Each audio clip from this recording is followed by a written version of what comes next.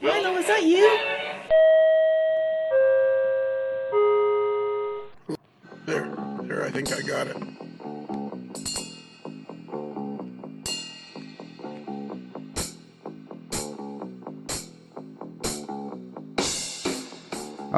Bruce? Lionel? Yeah. Yeah. Scott? What? Yeah, what?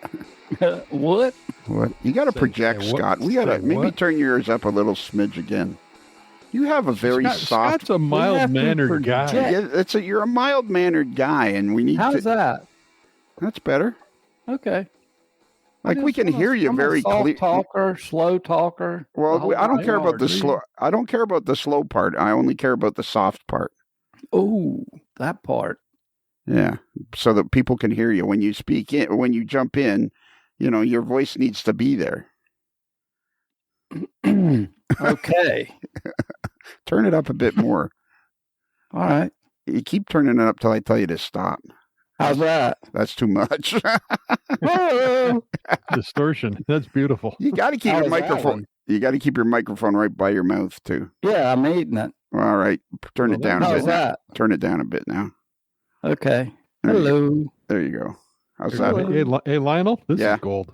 Yeah, this is podcast gold right here. Yeah, this is wonderful. Yeah, turn your gain down a smidge more.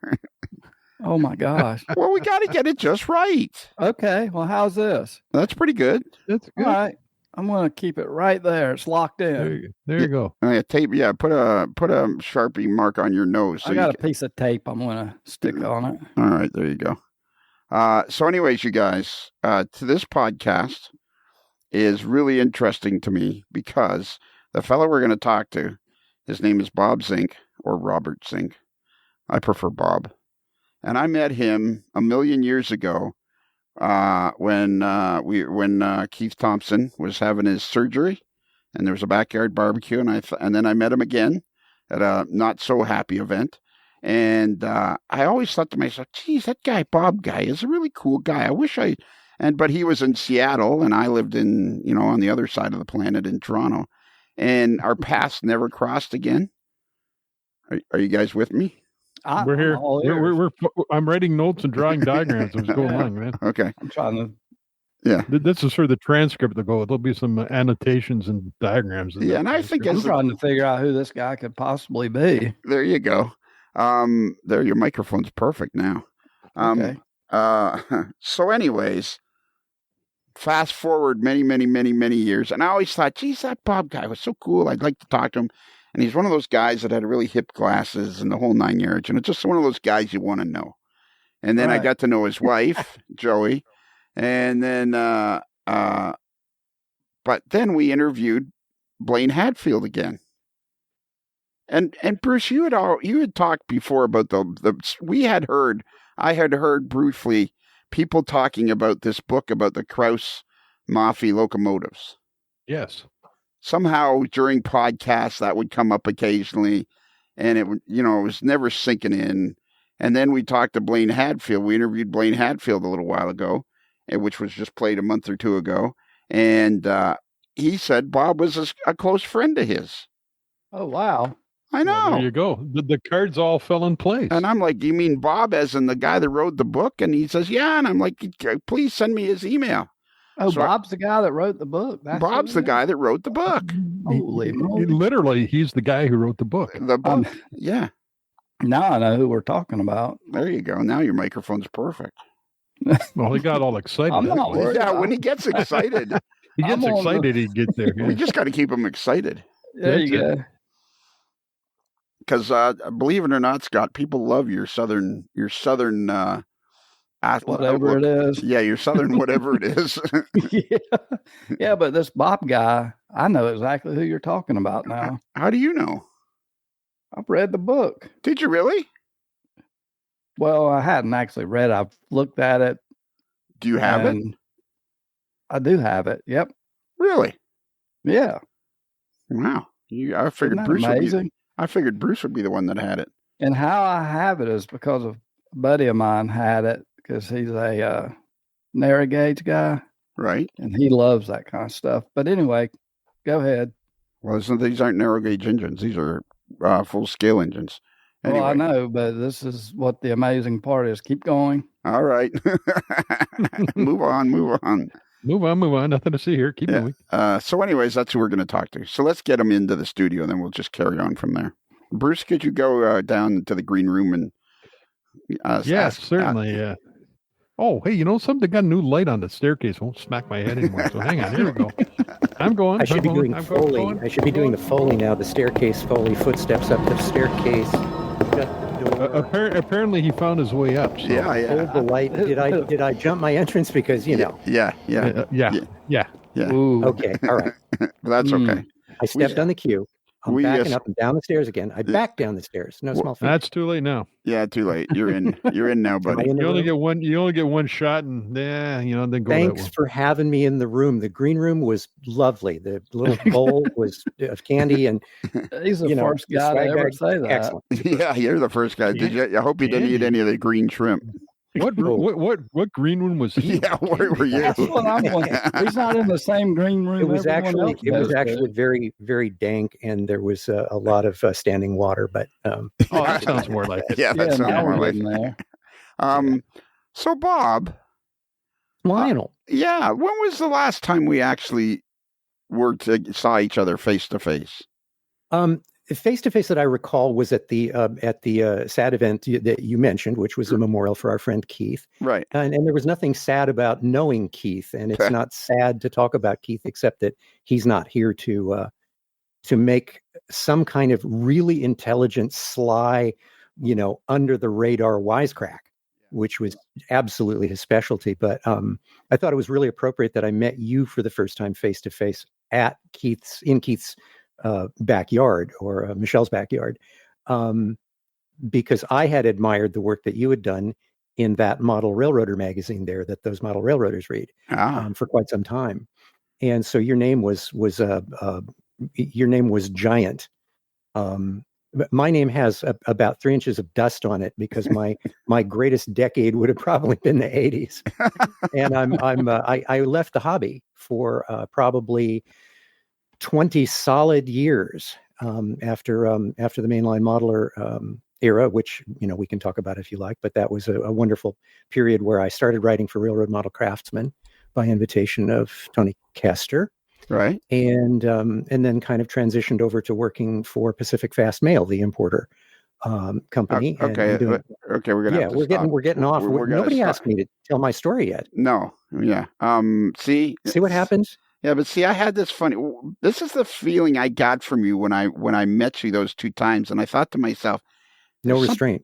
There's something about this guy that I'm going to miss out on. So, what year was it that we last saw each other? I'm guessing. I remember by the car because that day, the last time we saw each other, Joey got tagged by somebody who was driving too close to a row of parked cars, and she signaled and went to turn out. And I remember that would had to be 20. We didn't have that vehicle after 2016, so it's sometime. It was like 10. It's like 10 years ago, anyways. It's probably about 10 years. Yeah. Yeah. I mean, we should both remember what year Keith. You want to treat me like a hostile witness, and I'll just answer yes or no. Yeah. We should both remember what year. So we speak of Keith Thompson, who was an associate editor for Model Railroader, and then decided to move to the Seattle area. How did you meet Keith? Well, I got back into the hobby because another person had passed. It was another passage, and this was Gordon Cannon, who founded Cannon and Company, the groundbreaking diesel detailing parts machinist, die maker, and just absolute artist extraordinaire, and a wonderful person, and a very humorous curmudgeon. And he was very magnetic, and a lot of us, I had met him through those Pacific Fast Mail days. I started in around 1980 there and met Gordon. So Gordon had passed. I didn't know that. I had seen Gordon maybe 4 or 5 years before that. And he had passed. This was 2007, the spring of 2007. And the Northwest Prototype Modelers group, a very sort of relaxed, informal group, railway prototype modelers, got a hold of me, and they said, "Hey, did you know Gordon left us?" And I said, "No." And they said, "We're having an RPM meet up in Bellingham." So my old cohorts, Brian Rutherford, Liz Allen, Rick Selby, I didn't know Rick Selby that well at the time, and Keith were going to sort of be hosting this event. So I went up and dragged some of my old models up there, and that was it. It was too late. I had rejoined the fraternity sorority, and I was back in. So that's where and how I met Keith. And Keith was working with Rick Selby at the time at Microsoft, not Studios, Microsoft, the group that did the flight simulator, and they were working on the second iteration of the train simulator, and we're just about ready to go to product. And so that's about the time that I met Keith. Talk about being a doughhead. I remember telling you this just a couple of weeks ago. Keith Thompson passed on the very same day that I found out that I had cancer, which was in June of 2014. Okay, well, all right. So that puts our 14-16 time window for you and me. Yeah, so we've met. It's been about 8 years. Well, it's been 8 years since we last. And of course, my wife bested lung cancer about the time, and you and she were in correspondence much more faithfully than we were. Yes, than you and I were. Yes, and I've never really forgiven you for that. Well, I wouldn't. It's a snubbing offense. Yeah. So you are like way more interesting, Bruce and Scott. This guy seems to me like he's way more interesting than we realize, because he's talking about the 1980s and model railroader and craftsman and writing for Tony Custer, and it's like I know none of this. Wow. So can you take us? If we make the screen wavy and the airwaves wavy, can you take us back to flashback? Yeah. Sure, I would be glad to. And I said Kester, and it's Custer, of course. Of course. And I know that because I've known Tony since then. So I beg his forgiveness for that. But yeah, I have to tip back to the full origin story. It's a short walk, but it just goes back to about 1977 or 78. I'd been kind of a lone wolf and a modeler, and I'd been scratch building in styrene and doing my stuff. And I moved from my home in Central California in Fresno, where I saw Krause-Maffei's, the German diesel hydraulics, running, and rode the very last of Southern Pacific's passenger trains from there and out of the Bay Area before Amtrak.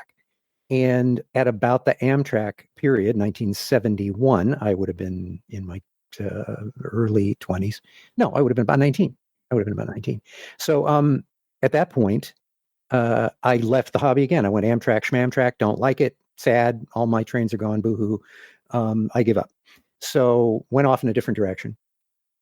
And in 78 or so, I moved up here to Seattle. And I went into a hobby store just for fun, for something to do, and saw some boxes hanging on a peg, actually, on a tree, that were called limited editions. And it was scale editions of the Great Limiteds.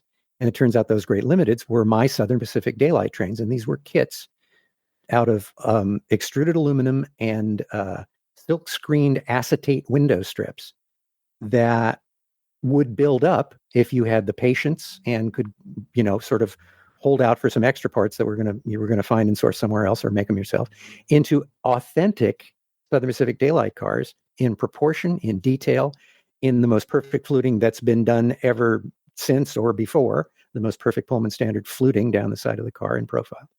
And so I met Bill. And Bill was a good guy, Bill Anderson, or Will Anderson, or W. Gordon Anderson, who was the principal of that company, just sort of founded it on his own. And his mother-in-law sawed the aluminum extrusions into car lengths, and helped him box them and all that kind of stuff. So I got to be good pals with Bill, and Bill was just an absolute fountain, had giant bulging filing cabinets full of, you don't pause when you say he had giant bulging filing cabinets full of Pullman photos and Southern Pacific paint chips, and oh my gosh, I was in heaven. So Bill said, I'd like you to review my kits, Railroad Model Craftsman and Tony Custer, wanted to review my kits. Would you be interested in doing that? And I said, of course I would. So one of my very first writing gigs was to review these very hard to put together kits.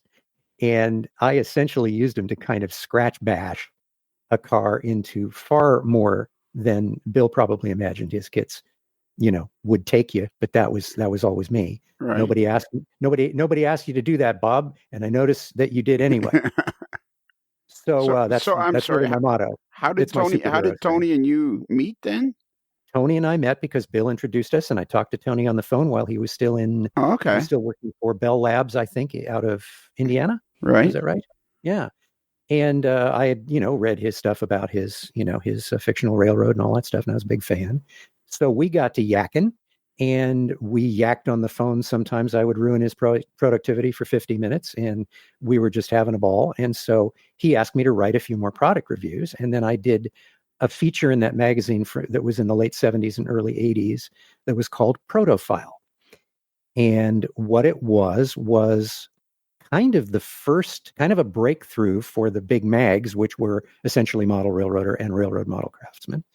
And it was a few pages in the middle of the magazine with a specific format, and it would be one car or one locomotive that someone had taken a model to what is now taken for granted with Genesis or scale trains or Arrowhead or Tangent, that it is number specific down to the stencils.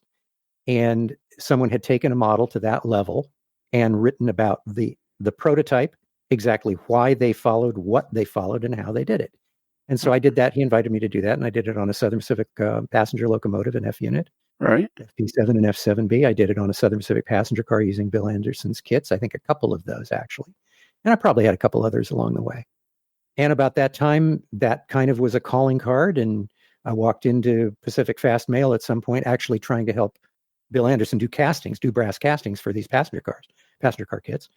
Met the folks at Pacific Fast Mail, and Bob Hundman was working there as a researcher, and said, I'm starting a magazine. Do you want to help me start a magazine? He had seen a couple of models I'd built and said, would you like to come and be an associate editor? Okay, hang on there. Time out. Yeah. Time out. So time out. Just excuse us for a minute. The three of us are going to just have a look. Is it, Scott and Bruce, is this like way more interesting than you could have imagined? Yes. So far, yes. Yeah. So far. I feel like it can only get better.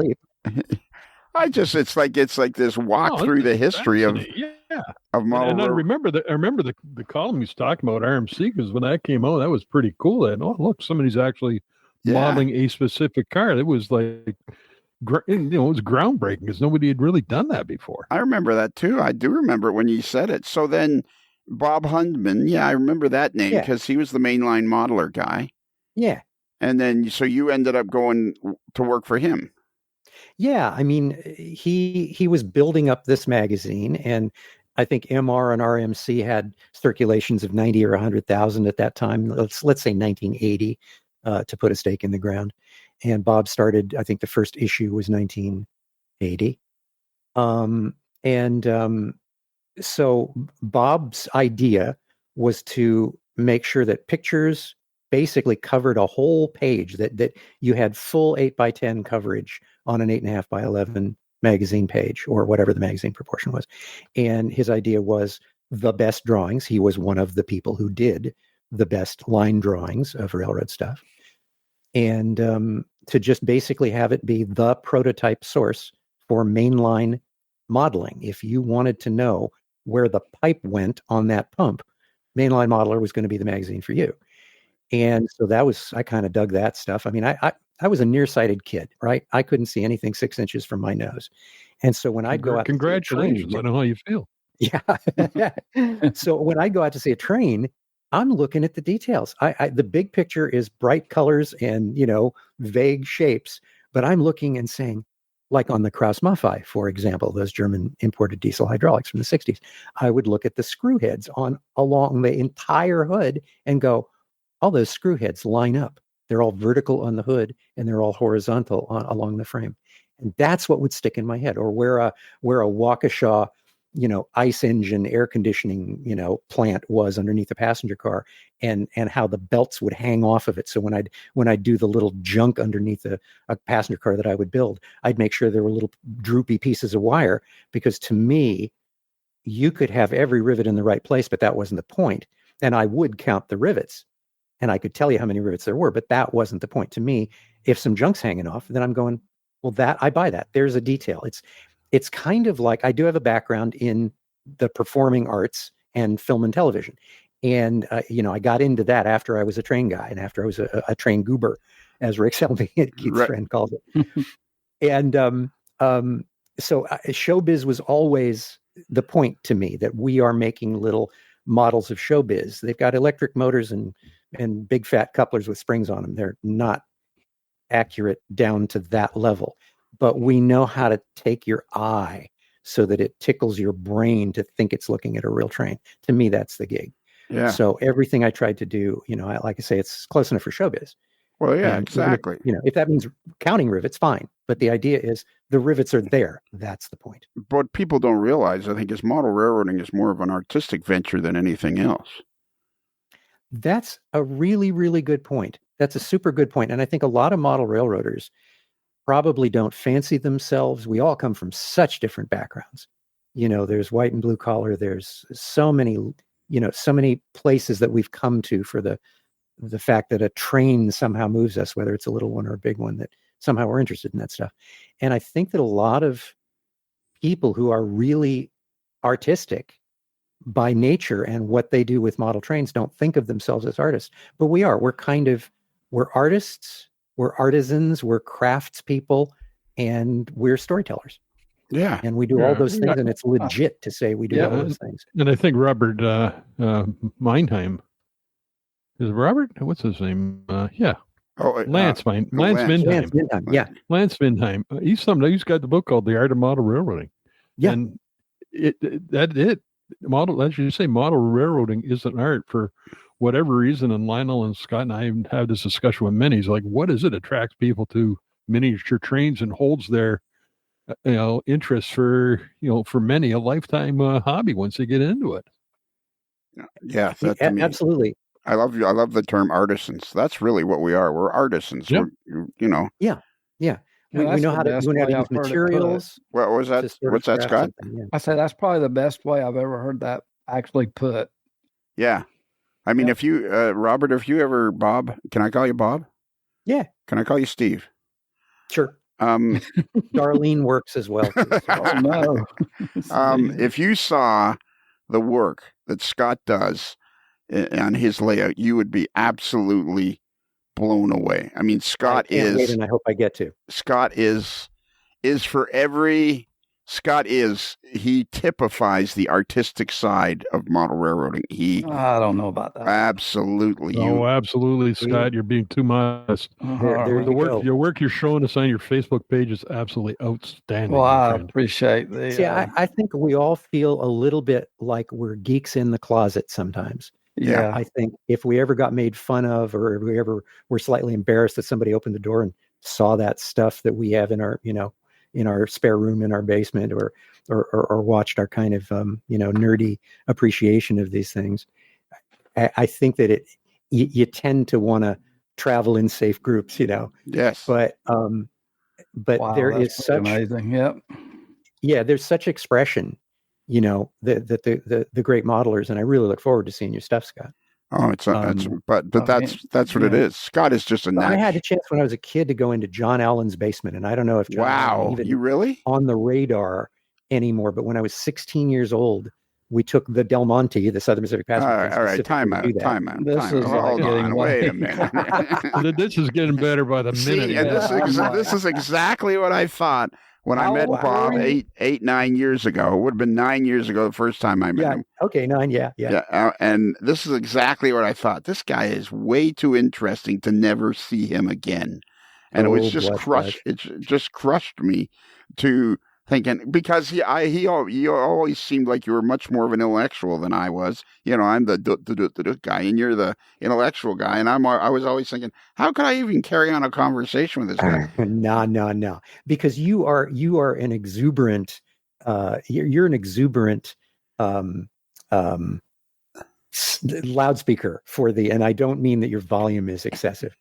Well, I don't necessarily mean it isn't, but you're a broadcaster for the hobby. You've always been a broadcaster for it, and I've been accused of overthinking, and my defense for that is there's so much underthinking going on around me that somebody's got to do it. I love that. That was really that was okay. perfect. So let's again, eh? So where do you want to go? Where do you want to go? I left us in John Allen's basement. Before we go on, Bruce and Scott, should we give them the bad news now? Yeah, what's that? No, that you'll be on the podcast many more times in the future. Yes, it's something that it's unfortunate, but once we find interesting people, we kind of just we suck them in and we don't let them. It's kind of like the Hotel California. You can check out anytime you want. You can never leave. There you go. I'm honored. I'm flattered, and with my feet dug in the ground, reluctantly being dragged. Yeah. You'll have to tear me away from the microphone. I would be delighted to be your guest and have more topics, because it's really just scratching the surface. And I didn't necessarily want to go into back in the day, because I got some philosophical thoughts about where the hobby is right now. Well, and we want to hear those. So maybe we can put a pin there in the wall. Well, we got to hear that. We got to hear the John Allen story, though. I got to. Yeah, I'm sitting there like, where's that's right. I'm on the edge of my seat now. So my folks, I was an only child of older parents, and they hadn't been riding trains for years. And then I met a kind of mentor who was a passenger train fan. His name's Bruce Hurd, wonderful man, worked for Amtrak, kind of set up Amtrak and really was responsible for the early years of Amtrak. How did you meet a guy that set up Amtrak? How did I meet a guy like that? Yeah. I'm standing on the platform. I'm standing on the train platform. The whole thing goes back to my childhood friend, George, my best buddy from first grade. Well, of course. We made the silly jokes with each other, and we kept each other in stitches. Well, hang on. Before you go on, I think the three of us already realized that the natural connection to this would always go back to your first grade pal, George. I mean, before the show even started, we kind of discussed that. Exactly. Interesting. Yeah. Well, yeah, we all kind of had that. So I like trains. My dad would, go somewhere on the train, and I'd go down the station. I was 8 years old, I think, when I took my first picture of a Southern Pacific locomotive, but it was just like snap, ooh, cool, went home. Wasn't a train fan, but I had started sort of building train models, and then we moved from Fresno to the Bay Area. My dad was promoted, and we wound up moving to the Bay Area, and I was really sad, and I was really displaced. I was 13, and it was tough, and I went from being pounded by my classmates affectionately to and laughed at and made fun of with respect, to being, hey kid, shut up, in my new school, which was really it was a difficult experience. Right. So George said, why don't you come down and spend a weekend down here? Why don't you come down, every month, just come down and we take the train. So you could jump on the train. So at 15 years old or 14 years old, I'm getting on the the Santa Fe mail train, train 8, out of Richmond, California at night, and riding behind a single Alco PA and a coach down to Fresno, where I get picked up and I hang out with George. And then I get on the San Joaquin Daylight behind usually 4 F units out of Fresno to go back to the Bay Area on Sunday. So I did that kind of ritualistically. And the more I did that, the more I'd say, boy, next time I got to bring notes, and next time I got to bring more film. And that turned me into a rail fan. And one of those days I'm standing waiting for my train in Fresno, and there's a Sunset Limited car that says Sunset Limited in gorgeous orange script with a 1/8 inch black outline on it. And I'm looking at it, and I take a picture of it with my crappy little plastic camera. And this young fellow, probably in his mid-20s at the time, says, you know what that is, don't you? And I said, no. And he said, well, that car used to be part of a train in 1950 that was called the Sunset Limited. And it's one of the last cars around that still has that. It's called an insignia, and it's one of the last cars that has that on it. And I went, that's cool. And so we just got yakking a little bit. And I bumped into him on the platform a couple more times, and we just became fast friends. He became my source of all information, and he would send me typewritten 3x5 index cards. He lived in Fresno, was born in Fresno, grew up in Fresno. And he would send me typewritten index cards with, well, this car that you saw used to be this. And then the Southern Pacific rebuilt it into this, and its original number was this. When that information wasn't available, it was just nowhere around. This was 60s, right? This was mid That late is 60s. absolutely amazing. Yeah, it just crazy. And I felt like I was inside. I felt like somebody had said, hey, you want to see this space capsule? Come on, Yeah. Wow. Put on this suit and get in. So it was fabulous. So part of that, this friend of mine, Bruce Hurd, my mentor and friend, told me, if you want, you have the opportunity to ride the last of the great trains because we're going to lose them all. At that point, we didn't know there was Amtrak. It wasn't forming. And there were all these discontinuance petitions to the public utilities commissions that determined whether or not the railroads as a public utility were going to be allowed to discontinue their passenger trains. They kind of mostly all wanted to. They just wanted to get the hell out of the business. And so Bruce suggested, if you're amenable, you should see if your folks want to go ride some trains. And they did. Only child of older parents. My dad was comfortable enough to say, okay, well, for our week vacation in August this year, let's take the Del Monte to Monterey. Right. Or let's take the California Zephyr to Denver this Christmas. And it was huge. I mean, it was a huge gift of them and a tremendous privilege for me, little snot-nosed only child. But I got to ride the original California Zephyr. I got to ride the city of San Francisco, the Lark, the overnight train between San Francisco and Los Angeles. For my age, I was doing things that people 15 to 30 years older could claim on their resume that nobody my age could claim. Right. So that put me in a weird kind of out of place and time moment too. And so that got me to John Allen's house because I just looked him up, I think, or I don't think I knew maybe I knew him from NMRA meets or something like that. Maybe I'd met him and I said, does anybody know his phone number? So we were going to be in Monterey. So I called him up and he went, oh, okay. So we came out to the house and very nondescript. Hold on. Yeah. Call. Hold on. Wow. Before we go down into the we have never, ever, have we had one I think we had one person that knew John Allen. We have never, this is like, I feel like this is like a story that's like, oh my God, what's going to happen next? So honestly, it said to me, I just hope it doesn't end as a cliffhanger. Well, yeah. It is a cliffhanger, isn't it? Yeah.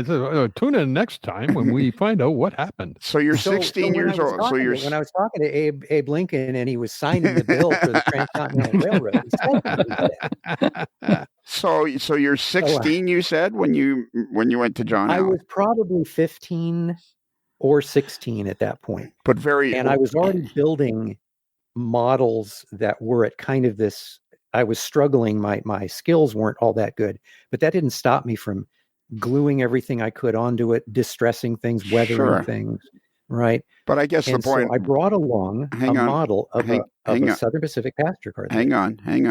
The point I want to make is you were an age, you weren't 8 or 7 or something. You were of an age where you remember you can easily, very vividly remember the experience because I can easily remember lots of things that I did when I was 16. So this is what's got me intrigued. It's like okay, go ahead. So exactly. And beyond that, remember I was an only child. I was a nearsighted only child. So little details would burn into my memory. I would stick with that stuff. And it would stay with me. So now I model that era from when I was that old. That's what I still model. I modeled it then. I never stopped. Right. Okay. And so when I'm sitting there looking at something like I just finished a model, this is a tangent, but it pertains to what you just said. In that I've got a model and it's got the little Budd disc brake plunger on it. It's a detail that's no bigger than 1/8 of an inch across and a 32nd of an inch deep on an HO scale model. But there it is on my model, and it's a little button, and that little plunger comes out when the brakes are applied, and that's where the conductor can look along the train and see all those little buttons extended and know that the brakes are set on his passenger train.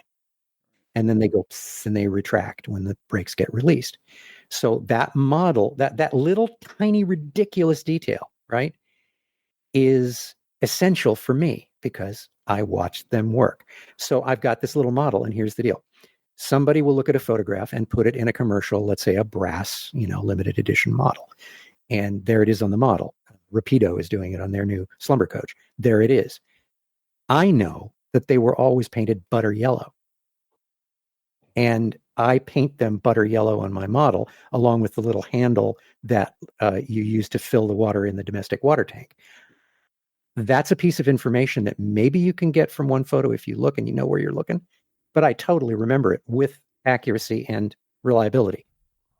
On the Southern Pacific Railroad, Sure. those things were painted butter yellow, and they are on my model. And that I carry that body of information with me. Right. Okay. So I've been to Monterey. I was only down by the wharfs and all that. So I mean, yeah. In relation to that, like, what was the outside of John Allen's house like? Do you remember? As I recall, yeah, I would say at this point, I would say it was a California bungalow. I would say it was not low. I would guess it to be 1920s or 1930s.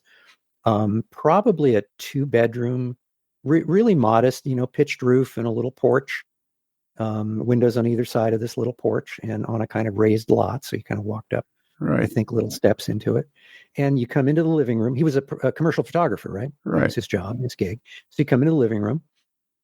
And it's just kind of, it almost looked like could have been his grandmother's living room.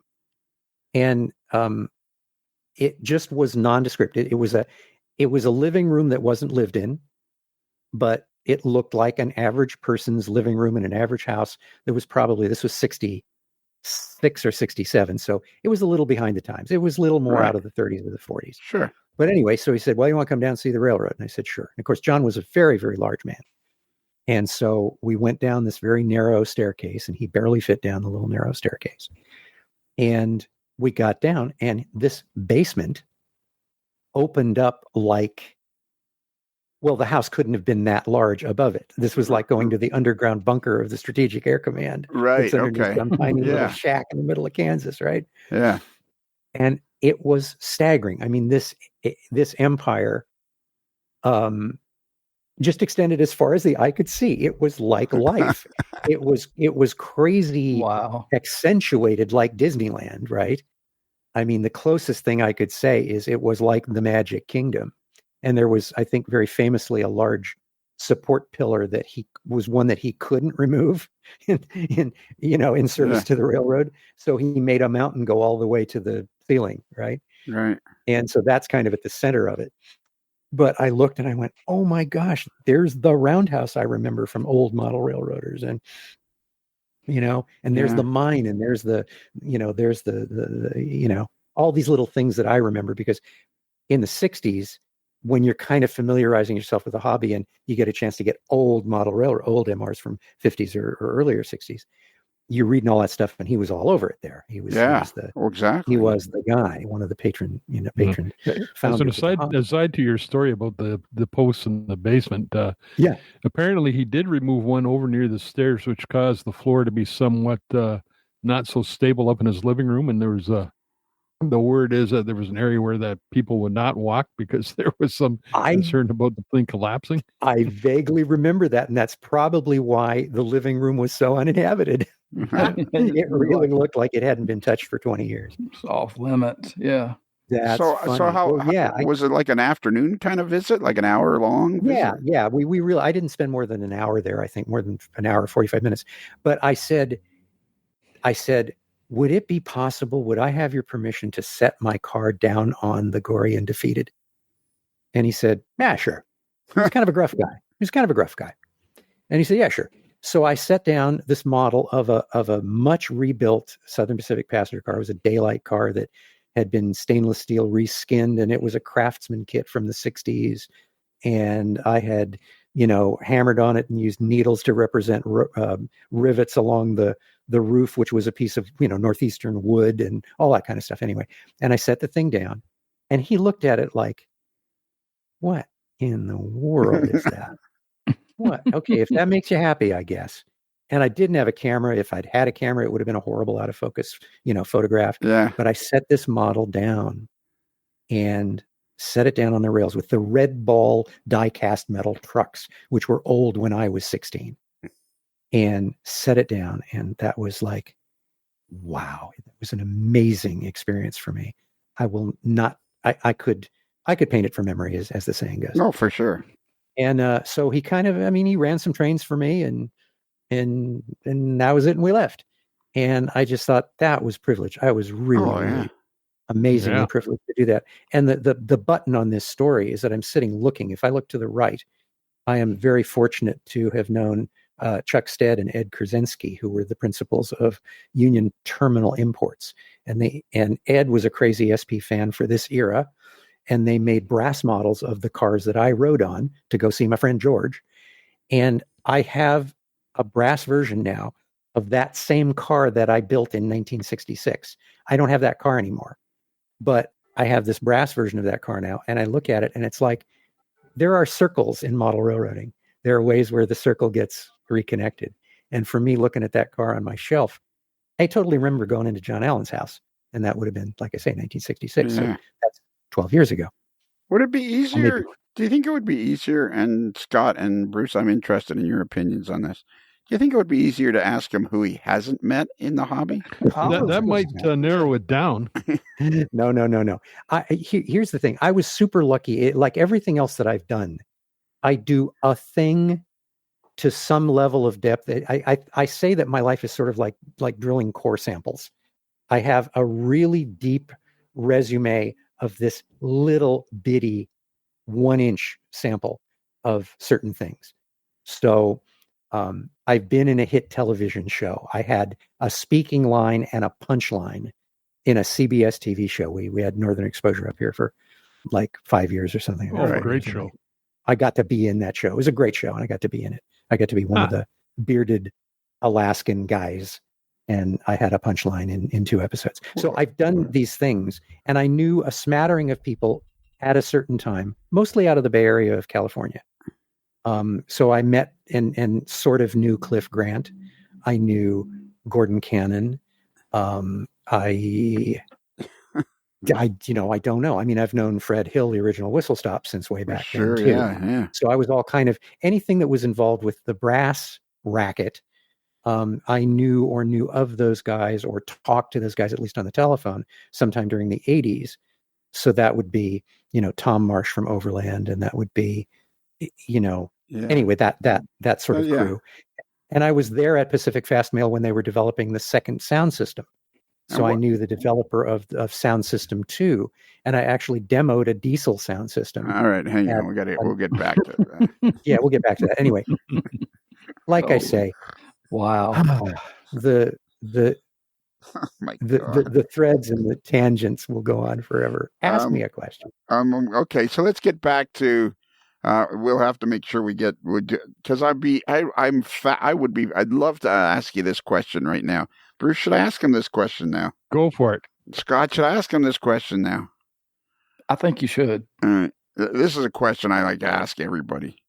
I'm scared. What do you think it is about model railroading? I mean, I guess we already kind of touched on it, but what is it about this hobby that draws people in and keeps them in? I mean, I think personally, because of social media, I think this hobby is going to explode, and we're all going to be covered in model railroad goo, because I think the more people that discover it, the more people it's going to suck in, because there's some sort of a magic to this hobby that is almost undescribable. And I'm interested in, because you wanted to give your opinions about the hobby and where it is today. So, I mean, let's talk about that now, because we can come back to. But I mean, I'm interested in your opinion. Like, what is it about this hobby and trains, and what is it about this? Because I mean, your story so far in the first 45 minutes sounds to me, and Bruce, I mean, you've been here right pretty much since the beginning, and Scott, I think you've listened to them all. I mean, this sounds like one of the most magical stories we've ever had. Bruce. Oh yeah, it really is. I was super lucky, and part of it, I guess, is I don't know. I mean, I've always been expressive, and so I wound up in the expressive arts, and model railroading was my first expressive art, actually. So how did I get to love it? See, the thing that I see happening now, that I can answer your question about what's happening now, and that explosion and getting covered with goo. I think that's true, because I do some of the Facebook groups, and I'm not plastered all over social media. I never did the Yahoo groups. I don't do some of the boards anymore. I did maybe, but I don't. But I have a couple of targeted Facebook groups to my targeted interest, and then I manage one for our Krause-Maffei restoration, the full-size 1-to-1 SP9010 in Niles Canyon, California. So the point, and I know how to do the promo. See, I know how to work in the promo. Well, how the hell are we ever going to talk to you about everything in an hour? This is but ridiculous. I can stay on target. I can answer your question. I swear I can answer your question. All right. So what is this magic? I see young guys who never saw what I saw, never heard what I heard, never felt the ground rumble, and they like passenger trains on the Southern Pacific from the 1950s. And they're 20 years old, 30 years old, 35 years old. And they dig this stuff, and they dig going to the depths of it, and they dig getting the books and getting the knowledge, and the internet allows us to exchange knowledge. We wouldn't be restoring this locomotive if it weren't for the ease of transferring information on the internet. And I had to work for a magazine to get my voice heard and my modeling seen. I wound up having to work for a magazine to have the voice and be heard.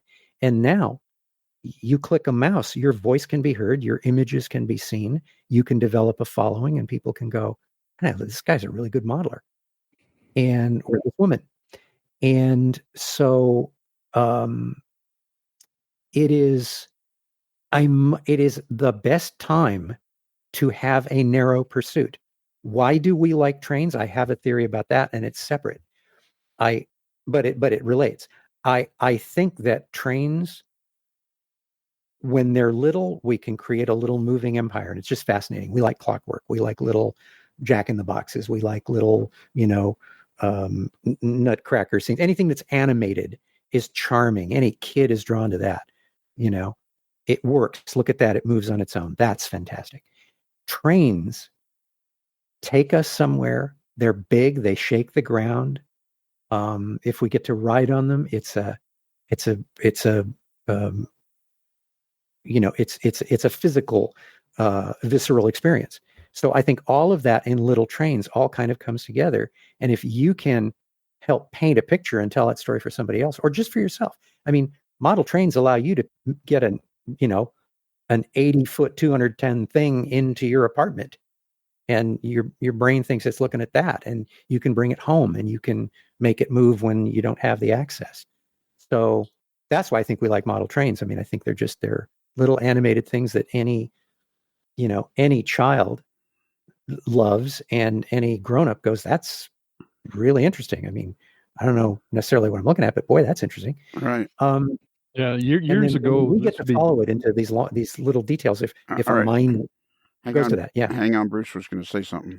No, I was going to say years ago, back in the early 90s, the club I belonged to was at risk of getting booted out from the space we were in, so we had to come up with some presentation to say why we should stay. But anyway, I talked to the head of the model railroad hobby industry, whatever they're called, the association.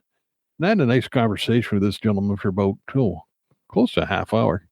And he said the one thing that he thinks, and his thought was, that why people are fascinated by model railroading is because they can come home. It's been whatever day they've had.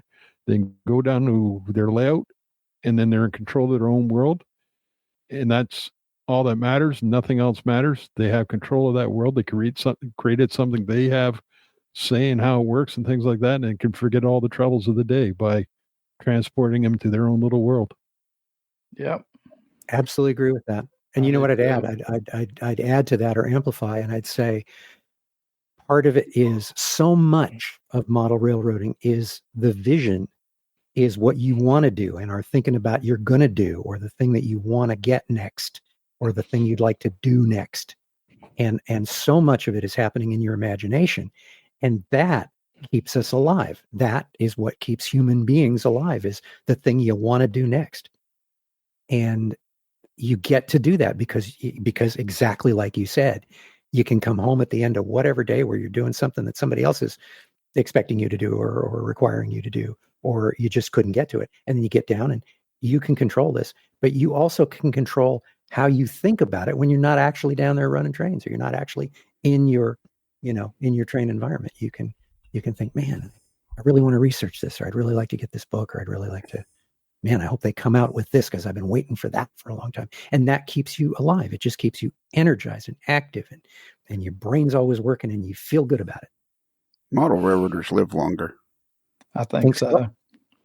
I think they do. I think so. I do. And I think in general, they're a fairly intelligent group of people because they take on the task of, either researching or learning electronics or building bench work or whatever. I think they're just multidisciplinary. Yeah. And you don't ever hear a model railroader say, man, I don't know what I'm going to do when I retire. Boy, what am I going to do? That's not a problem. Well, and it's like I say, I've been fortunate enough to kind of done it all in the hobby. And then along comes podcasting. And for the last 8 years, I've been doing this. And I wouldn't be doing this if it wasn't for model railroading. Well, man, 8 years? That's I know. Great. And people keep asking me, would you please stop? For God's sake, you've been doing it for 8 years. How much longer? Just talking and talking. So, okay. Any other questions? I mean, I got a million questions. We haven't even scratched the surface. So we're booking you for another 3 weeks. Yeah. You're on this is an extended week tour. You like the motel.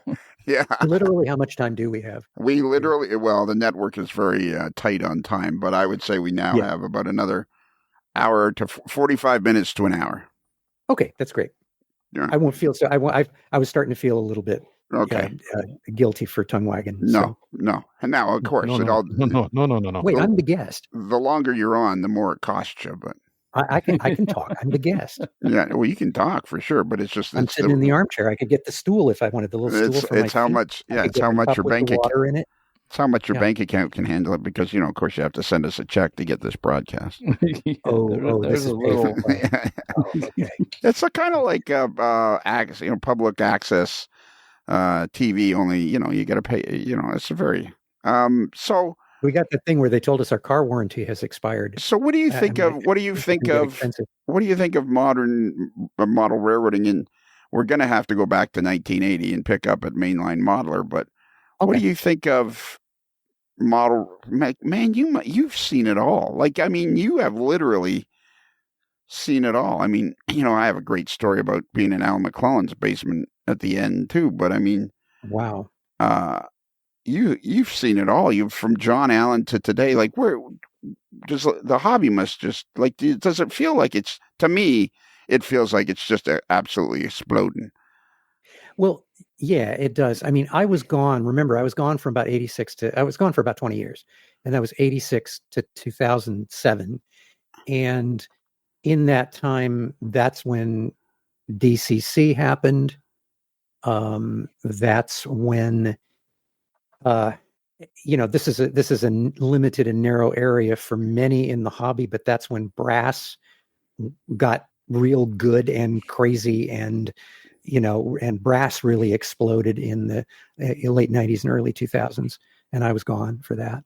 So I'm playing catch up now. So okay. But yeah, it's great now. And one of the things that I remember, this is a specific story, but a friend of mine, Liz Allen, wonderful modeler of the Southern Pacific and other sort of Western railroads. And she's an amazing detail and weathering person, and just a great scratch builder and all that kind of stuff. Liz, she's also very funny and Liz as in Elizabeth?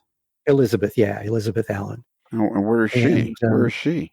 Liz is in Seattle now. She's a Bay Area person, but she's in Seattle.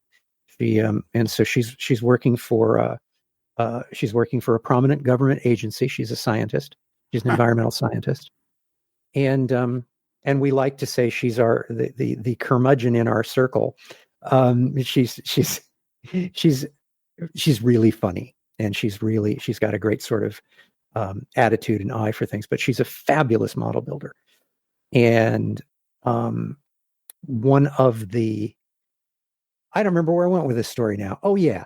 We're talking about the opportunity to for detail. The thing that's happening now is the models you buy out of the box. The only reason I became a good modeler, the only reason I even tried to become a good modeler, is because I couldn't buy it. You couldn't get what I wanted to see. I'd get a model out of a box, and the Southern Pacific locomotive was pale gray with orange ends and big pieces of wire for handrails, and it didn't have all the stuff that, going back, this is a callback to what I said earlier, but my little nearsighted eyes, where's the valve? Where's the doohickey? Where's that handle? Where's that lever? Where's that little bit of scuffing? Where's the tread on the walkway, right? Well, all of a sudden, 80s and 90s, we started getting all those parts. And what's happening in model railroading now, because of CAD design and the ability to cut molds, and you don't have to be Gordon Cannon with a jeweler's loop and making your own tools to sit and tap, tap, tap on a mold to get that little part in there. You can do it with your mouse, and somebody else cuts the cavity in the mold to make these injection molded parts. There's a loss with losing artists like Cliff Grant from Grant Line or Gordon Cannon from Cannon and Company. But if you really do your CAD well, it's going to be real good. And so what we're able to do is stuff that I never even imagined you could buy out of a box, all together, painted and ready to go. And Liz was working as a consultant on a project for one of the big companies that make locomotives, NHO. And she said, well, you're going to have to make a special part for this. And they said, no, we'll just make the whole shell. We'll just do a different shell, because it was easier and cheaper to build the entire shell with this extra lump on it than it was to make a mold that would allow you to replace a part in the mold, to put the lump, or to make a separate part that somebody on an assembly line would have to glue in as a separate, procedure, and possibly have a reject rate, right? You just make another cavity. It's not that simple, and it's not always true. But the point of it is, for all of the 50, 80 years of the genesis of the hobby, or 50 or whatever anyway, you couldn't do that. But all of a sudden, with computer tools and computer design, you can do stuff you couldn't do before. You can do it fast, and you can make a plastic model of one railroad's single number of a unit, and you can be a Rapido or an Athearn or a Scale Trains or a Tangent or an Arrowhead or a Moloko or an Intermountain or a Walthers, and you can do it because the technology allows you to do it now, which means that we get so much more product. The downside is that you got to buy it when it's available, because it's not going to be rerun. So that's that. A lot of people complain about that. But the upside of it is you get a model of a torpedo boat GP9 in the right number in that particular era that you wanted, and someone can afford to make only X hundred copies of it. Wow. They don't have to make 20,000 copies of it like they used to have to do in even the 80s. Well, yeah, that's a good point. They can make a lot less. Yeah. So but that means you have these consumers, and we have all this information on the internet, and we say, well, I'd like a model of this, and I'd like a model of that, and I'd like a model of that. And somebody can go, well, everybody seems to want a model of that. Let's go make a model of that. But I have this theory that I think these high-end models draw people into the hobby, or draw those that are already in the hobby into it even deeper. And they will eventually lead to people wanting to build something.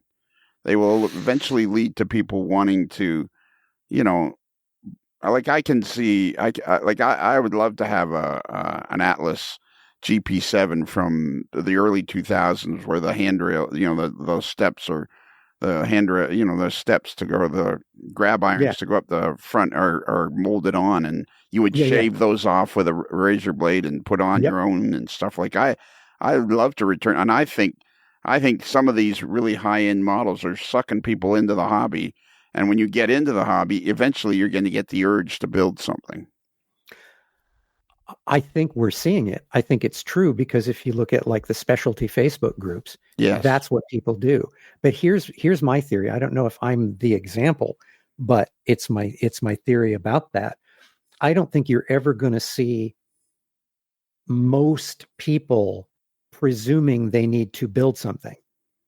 I don't think you're going to see a return to people using wood stick kits or, a bunch of white metal castings.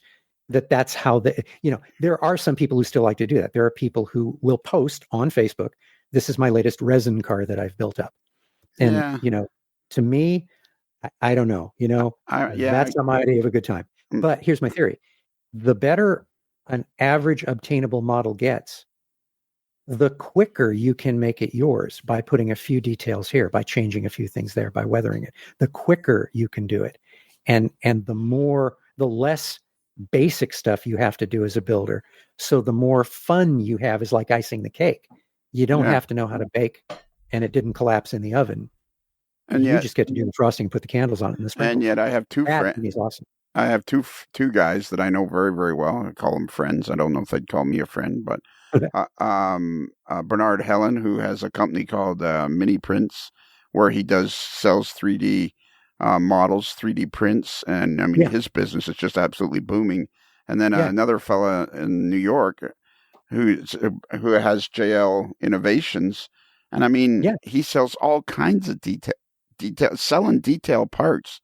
Are his business. I mean, he has kits as well, but he just sells tons and tons of detail parts. And I'm thinking to myself, well, who's buying them? Because it can't constantly be people that are older. I think there's more and more people that get into the hobby that are, they want to create a diorama or they want to create a small layout. And I think the super detailed models that are coming out now are creating even more of a need for people to want to build stuff. Well, they're raising the bar of expectation for your own stuff too. You want your stuff to look good. Yes, that's a good point. And if you have, if you can be enabled, if it's easy for you to make your stuff look good by getting these detail parts and stuff like that, I agree. And I think that young modelers are definitely in the mindset to do that. One of the things about parts that's always true, and Gordon Cannon found this to be true about his stuff, parts are part of that vision thing. I'm gonna next week or one day do this. And so parts sales are great because that's your wish bank. And so, I got these little clear plastic jars and the little drawers and all that stuff. And they're filled with, parts in bags. Right. And I do draw on them, and I'm happy to have my own inventory because it doesn't stop me. If I can go down and if I can say, oh, I want to do this, and I didn't even know I wanted to do this last week, but this is what I want to do now. Yeah. And I can go up to my own inventory and grab something, or I can go online easily to get it. Or, anyway, that helps me realize the thing I wanted to do. But all the rest of it is potential. So if you're selling detail parts, you're selling dreams. Well, I was visiting. Well, not necessarily. You can just look at what our friend Chris Adams has recently done. He purchased the first run of Walther's. I think the first run Walther's SW1 locomotive because he liked it, and he's got a pile of detail parts that he's been going through and taking molded stuff off from the model, putting separate detail parts on and making a beautiful model out of it. And he's having a blast doing it. And the other thing is, look at all the guys who go to RPM meets for years. These guys have been buying parts left, right, and center and putting stuff together to make super models that, these guys have figured out long ago that this is how they can do it. And, face it, for the amount of money they spend on parts, it could be, considerably less than what, skilltrains.com or somebody is charging for the latest high detail model they're cranking up. That's completely true. And they're getting something exactly what they want. Like you're always at the whim of the manufacturer to get what you want. Whereas if you can start with some basic GP9 shell or something like that, and then add all the detail parts, you can get the unit number 2244, whatever it was on July 15th, 1968 type thing. Yeah, well, even down to that personalizing thing that you just want to renumber the thing because you don't want to have the same number that everybody else can have. Yep. So it's not that you have anything against anybody having that number. It's just you'd rather have a different number. Well, and I'm a friend of mine is building me two S-scale RS1s. He's built one already, and it's beautiful, and runs. And he's building me a second one. And I mean, my friend Chris Costello with JL Innovations, I was visiting him, and he's making a whole pile of S-scale detail parts for the S-scale convention, which is long gone, come and gone because of when this is being broadcast. But I mean, I'm excited to buy a bunch of his S-scale detail parts because, when I build my S-scale shelf layout, I'm going to have all this really cool S-scale detail parts. You know, it's like it's just endless. Sure. So we got to get back. Hey, I need to. I want to stop for a technical. My roommate is a fabulous chef. We're also married, and she is starting some work. And if you're hearing those sounds and it's just color, that's great. Otherwise, I can put up a shoji screen with a sound blanket over it. No, we're good. All right. Say hi to Joey for me. Lionel says hi. There you go. She really likes you, and she's just was so moved and thrilled by your path and the fact that you just got on your badass bike and went off. You know, just loved it. Well, just loved it. Well, yeah, I'm impressed by her journey too. So let's get back to because now we found out that so you joined Mainline Modeler and what was his first name? Hunman? Bob Hunman. Yeah, there was too many Bobs. And so you joined him, but now we found out in the 1986 you left the hobby. So there's a 6-year period in there. So you joined Mainline Modeler. Was this a full-time job? No, it was. I basically got an author rate. I didn't get a stipend for being an associate editor or anything like that. I had a bit of a stipend at Pacific Fast Mail during some of the overlapping years. So how did you get involved there. How did you get involved with Pacific Fast Mail? Well, I went up to, they were doing casting. Precision Investment Associates, PIA, was a business that, this is a Lost Wax casting joke, but it was a spin-off of the brass importing business. You use a centrifuge to make the Lost Wax. Anyway, they all right, if you're going to do a joke. Yeah, I know. If you're going to do a joke, try the pizza. Yeah, try the pizza bite. But I want to tell you, this isn't a joke. This is actually kind of a sad story. But my friend Larry passed away, and when he got to the pearly gates, the Lord said, "Come forth, and I'll give you eternal happiness." But unfortunately, Larry came fifth, and he won a toaster. There you go. At least they didn't leave with empty hands. Well, if we're doing jokes. So how I got to PFM was that I went up with Bill Anderson, who was making these kits literally in his shed, and his mother-in-law was sawing the aluminum extrusions, and her hands were black from the aluminum, from sawing aluminum. And it was great. Hilda, she was awesome, man. And so don't get in Hilda's way. And because she's got a saw. But anyway, and she can cut through aluminum. Bill was interested in doing some detailed parts, and he wasn't having good luck casting them in resin, making his own silicone molds. So he thought, well, I want to go up to Pacific Fast Mail. Come on up with me, because they've got a brass casting operation, and it's close. It's in what year would this? What year would this? Is this after 60, you joined? That would have been 78. Okay, before you joined up with Bob Hunman. Yeah, that would have been about 78, late 78. So I went up there and I met the folks up there, and I had made some patterns out of styrene for Bill, and we took them up to kind of say, can you guys cast these? And the guy who was in charge of the casting was a fellow named Bob Longnecker, who was an IBM guy from Pennsylvania, and he was a very large personality, a very funny guy. And so he looked at the styrene and he said, we need to get you working in brass. This styrene, you're doing a very good job, but styrene is pathetic. We need to get you working in brass. So PFM actually bought me a Unimat to teach me how to make things in brass. What the hell and is it? What is a Unimat? It's a little lathe. It's a little German lathe. What'd you say, Scott? I was just trying to figure out the same thing. What is that? Yeah, it's a little German lathe, and everybody who was a good machinist in the 50s and 60s, they wanted a Unimat. This is the way I hear you. Yeah. This is correct. I'm interested. Yeah, exactly. Yeah, the Charlie Brown teacher. Yeah, well, this is what I'm hearing. This is what I'm hearing. Yada yada yada. I went to visit John Hunman. Yada yada yada. Well, when I worked for PFM, yada yada yada.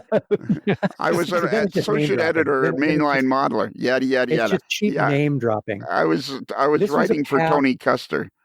This was a path. It's not cheap name dropping. This was a path. I was excited.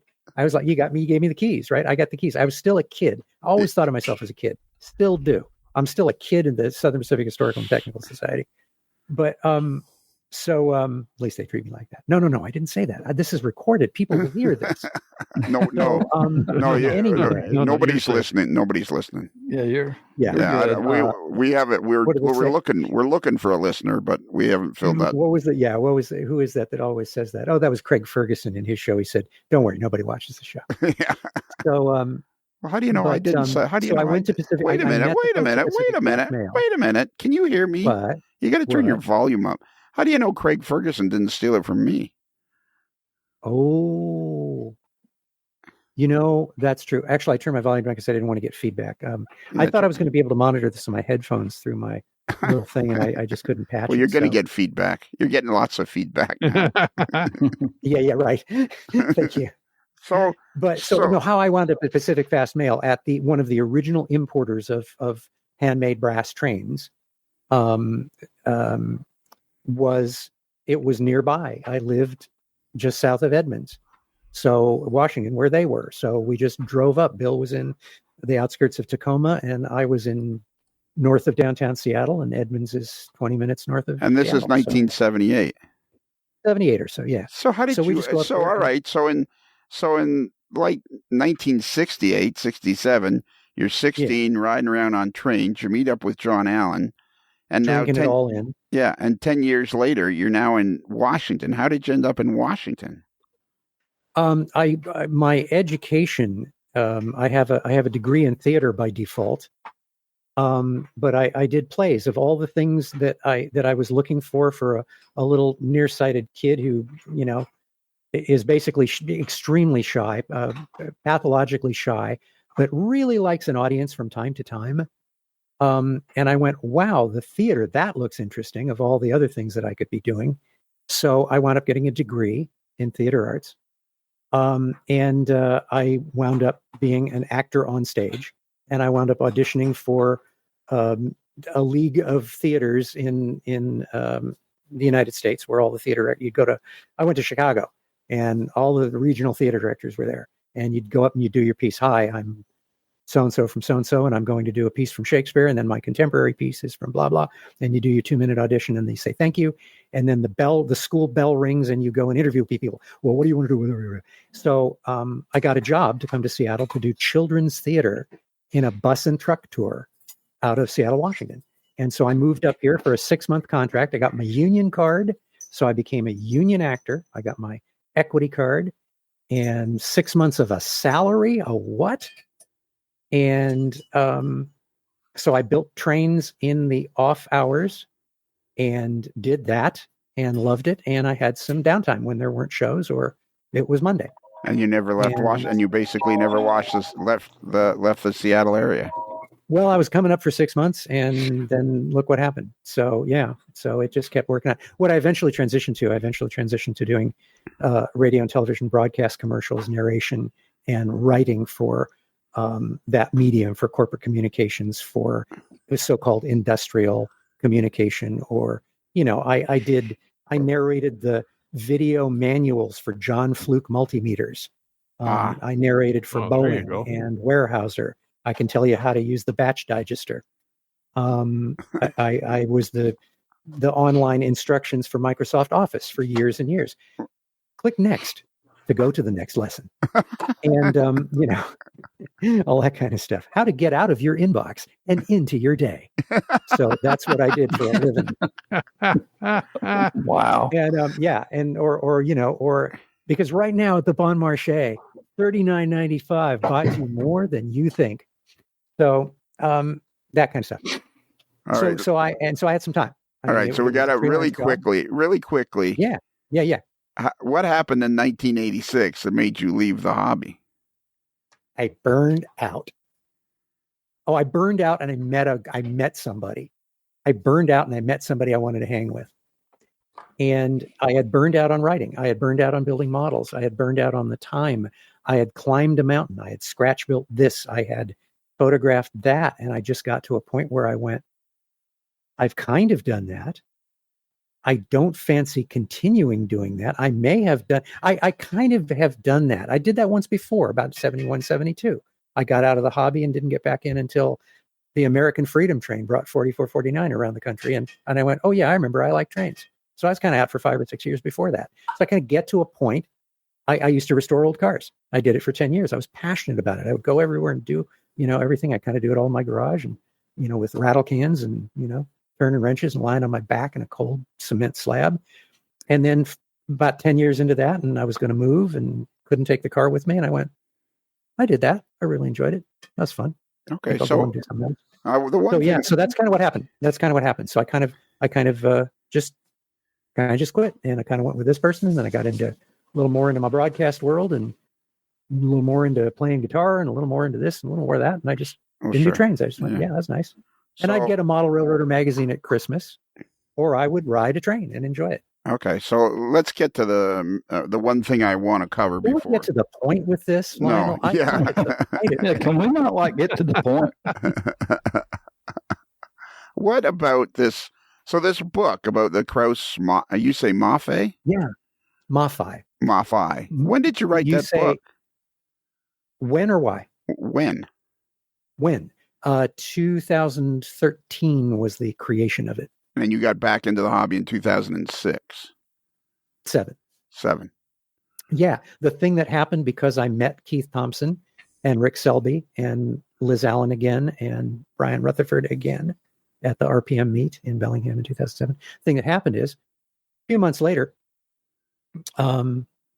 Liz pings me and says, did you know that the Pacific Locomotive Association got the Krause-Maffei, which at that point was a derelict former rolling camera platform for Southern Pacific's locomotive simulator. Those locomotives ran for about 4 years in service, and they were all cut up for scrap because it wasn't a concept or an execution that the railroad was fond of.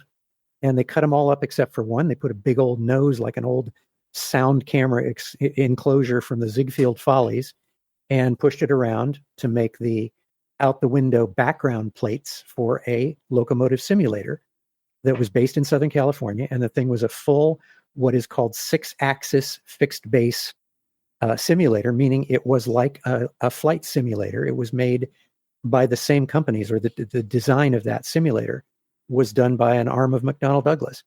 And so it could shake you loose. It was a realistic operation for training crews, and it was brand new in 1969, 1970. So they took this failed German experiment, made it into a rolling camera platform, which it kind of did for around 15 years until everything went digital. And then they put it out in the weeds, and it sat out in the weeds. And then the California State Railroad Museum got it as an artifact that they didn't know what to do with. It sat out in the weeds some more. Okay. So how did you start writing a book? So here's how it went. So Liz calls me and said, did you know the Pacific Locomotive Association got that old hulk of a Krause-Maffei? Because they knew that I had written in Mainline Modeler magazine about these locomotives. I'd done 3 sets of articles about these diesel hydraulics with a hydraulic transmission instead of electric traction motors. I had gathered up a bunch of material from the Southern Pacific Railroad that was in a dumpster. And so I sort of held a bit of the living history.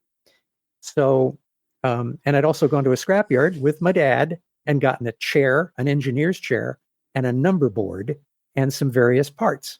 We paid for them, like 25 cents a pound, in 1969. So I'd been sitting on a chair from one of these German hydraulic locomotives in my office for my entire career. So, and I'm sitting on it right now. Really? So you still got it?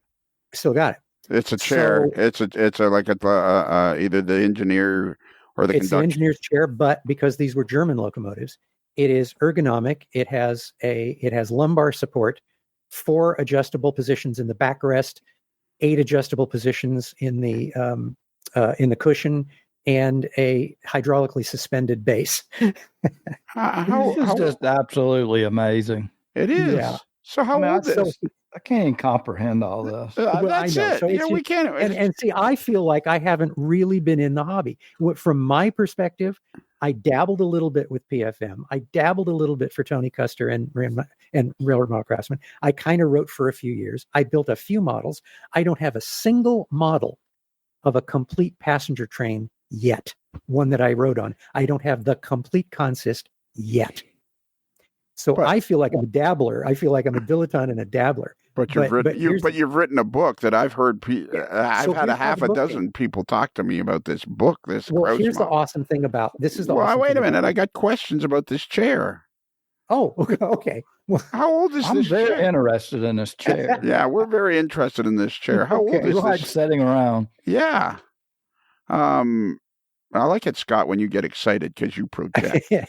I think Scott's trying to figure out where he can get one of these. Yeah, chairs. Scott's trying to. His mind is. Yeah. Well, here's the story. Well, how old is it? The only reason I went, it's the chair was from 1964. It was from the locomotive series that the one I work on now, the 9010, 1964 built. That's in Niles Canyon right now. The only one of the Krause-Maffeis that got saved. The reason I knew about that is I had a pal who worked for the Southern Pacific Railroad, and he said, "Hey, they're selling chairs out of those Krause-Maffeis." They say Krause-Maffei, we say Krause-Maffei. Anyway, he said they're selling chairs. You say tomato, we say tomato. So. Yeah. So exactly. Is it deco? So the reason I went up there was to get a chair because I knew they were selling chairs. But the amazing part about it is you were in the right place at the right time. At the right time, exactly. That's just mind-boggling. Crazy little convergence. But it's almost 50 years later, and you're still sitting on this chair. Well, here's how this goes. I mean, that was sentimental for me. I loved these locomotives when they were running. They caught my little 12-year-old eye when they were brand new. Right? And I that made me a real fan too, seeing those German things with all their white handrails and white grab irons and big windows and shiny paint. Oh my gosh. Well, they looked like heck, and everybody thinks they looked all beat and battered if anybody knows how the Southern Pacific took care of them, which they didn't. But I remembered seeing one when it was brand new, and I didn't know what it was. And I went, "What's that?" And I went to my railroad hobby store when I was 12 years old, had my mom drive me, and I said, "I saw this thing. What was it?" So I love those things. So I found out I could get a chair for one. So, Dad, can we drive to Sacramento from the Bay Area where we were living? So that's like an hour and a half on this mission. And we're just going to go get a chair. And when we look at the things, and I said, "So you're only selling the chairs out of these things?" It was a railroad scrapyard next to the Southern Pacific shops.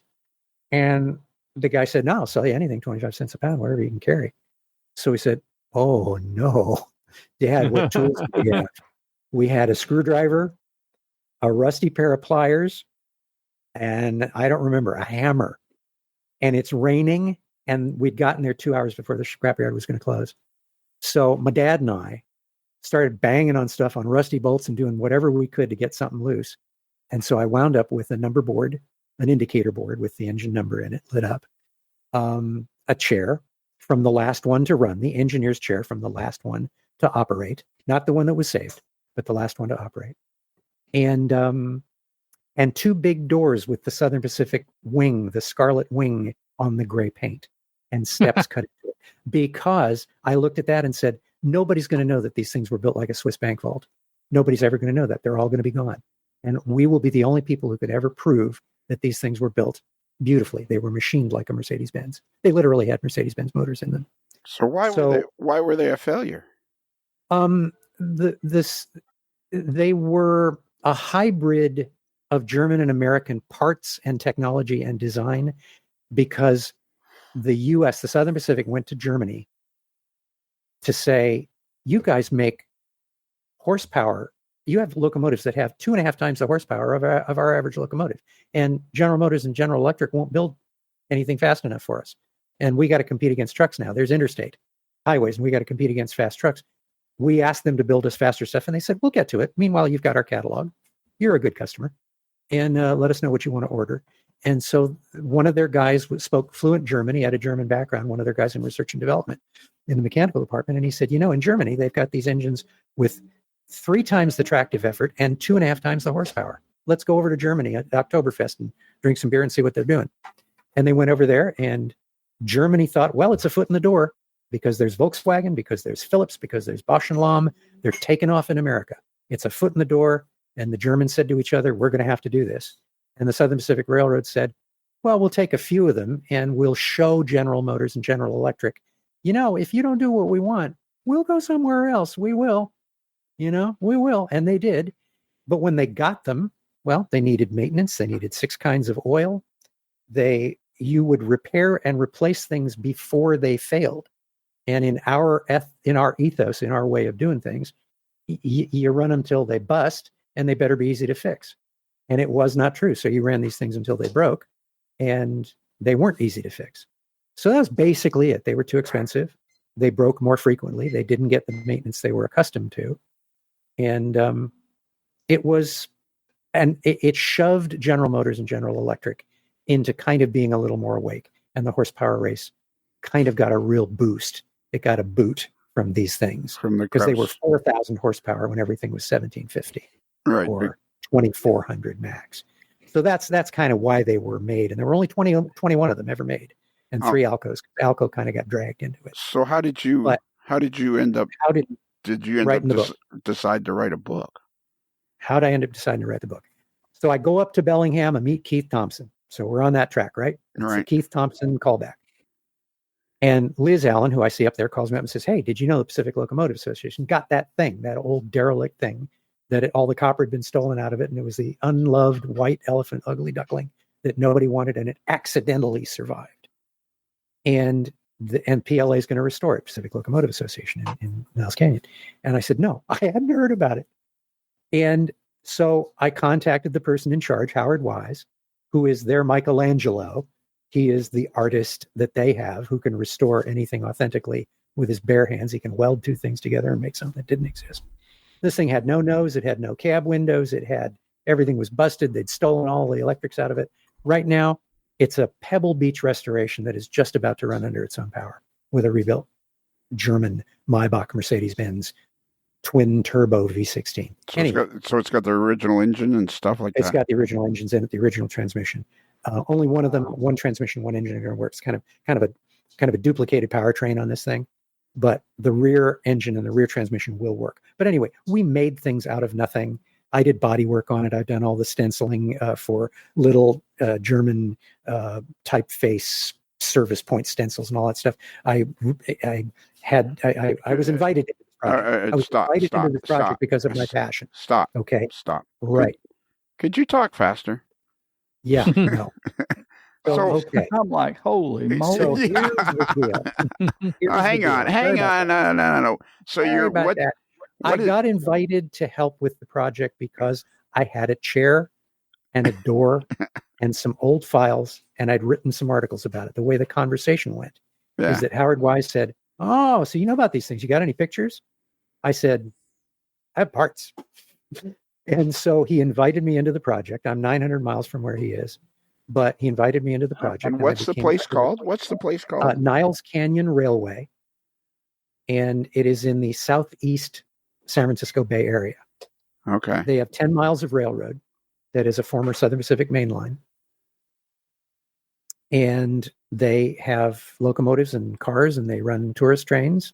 And they've been a going concern for 55 years. Right. And they got this thing because Howard Wise said, yeah, I'll take that on as a project. And then if anybody wants to check out the Niles Canyon Railway, you just go to ncry.org. That is correct. And you go to About and Our Collections, and you can read all about that locomotive. There's also a Facebook page called Southern Pacific 9010. All right. Southern Pacific 9010. Slow down. So do you know why it's .org? Is it a joke, or do I know? Well, I'm asking you. They're a not-for-profit. No, because they're organized. Okay, well, so apparently you can get the .org, but without qualifications. I didn't say that. Is this being recorded? Are other people going to hear this? They have a tremendous organization. They're a wonderful group of people, and they do amazing things. I know, but that's a joke. .org is because it's organized. I know. Yeah. So hang on. What's the other? Get the book? What was the other website for the locomotive? The locomotive. When you go to the Niles Canyon, when you go to ncry.org, right, you can go to About and Collection, and you can learn more about that locomotive, and it will link you to the other stuff. But okay, there it is. 9010. But on Facebook, there's a page. Yeah, on Facebook, it's called Southern Pacific 9010. All right, hang on a minute. I'm going to check that out because that's what we do here at the old AML. We check stuff out. It's a multimedia. While I'm surfing the web, I have a question because I recall seeing a KM unit of some sort in Windsor. It would be in the mid to late 70s. So it was CN testing these things as well? It would have been something else. Okay. Yeah, it would have been something else. Not I know it was some didn't sort of venture out mechanical hydraulic thing, but yeah, that could very well be. Electromotive did some. Electromotive did some tests. Did build some diesel hydraulics. They were much less they were less horsepower. Wonder what else it might be. So it's a good question. I should know that. On Facebook, it's Southern Pacific 9010. Correct. And they have 7,631 people follow it. Bruce, are you on this page? Why aren't you on this page? Because I haven't gone there yet. Well, you ought to go over. It was built up from about 235 initial followers. Well, now you got over 7,000. And if we post a video of the thing running, we get 50,000 individuals. There you go.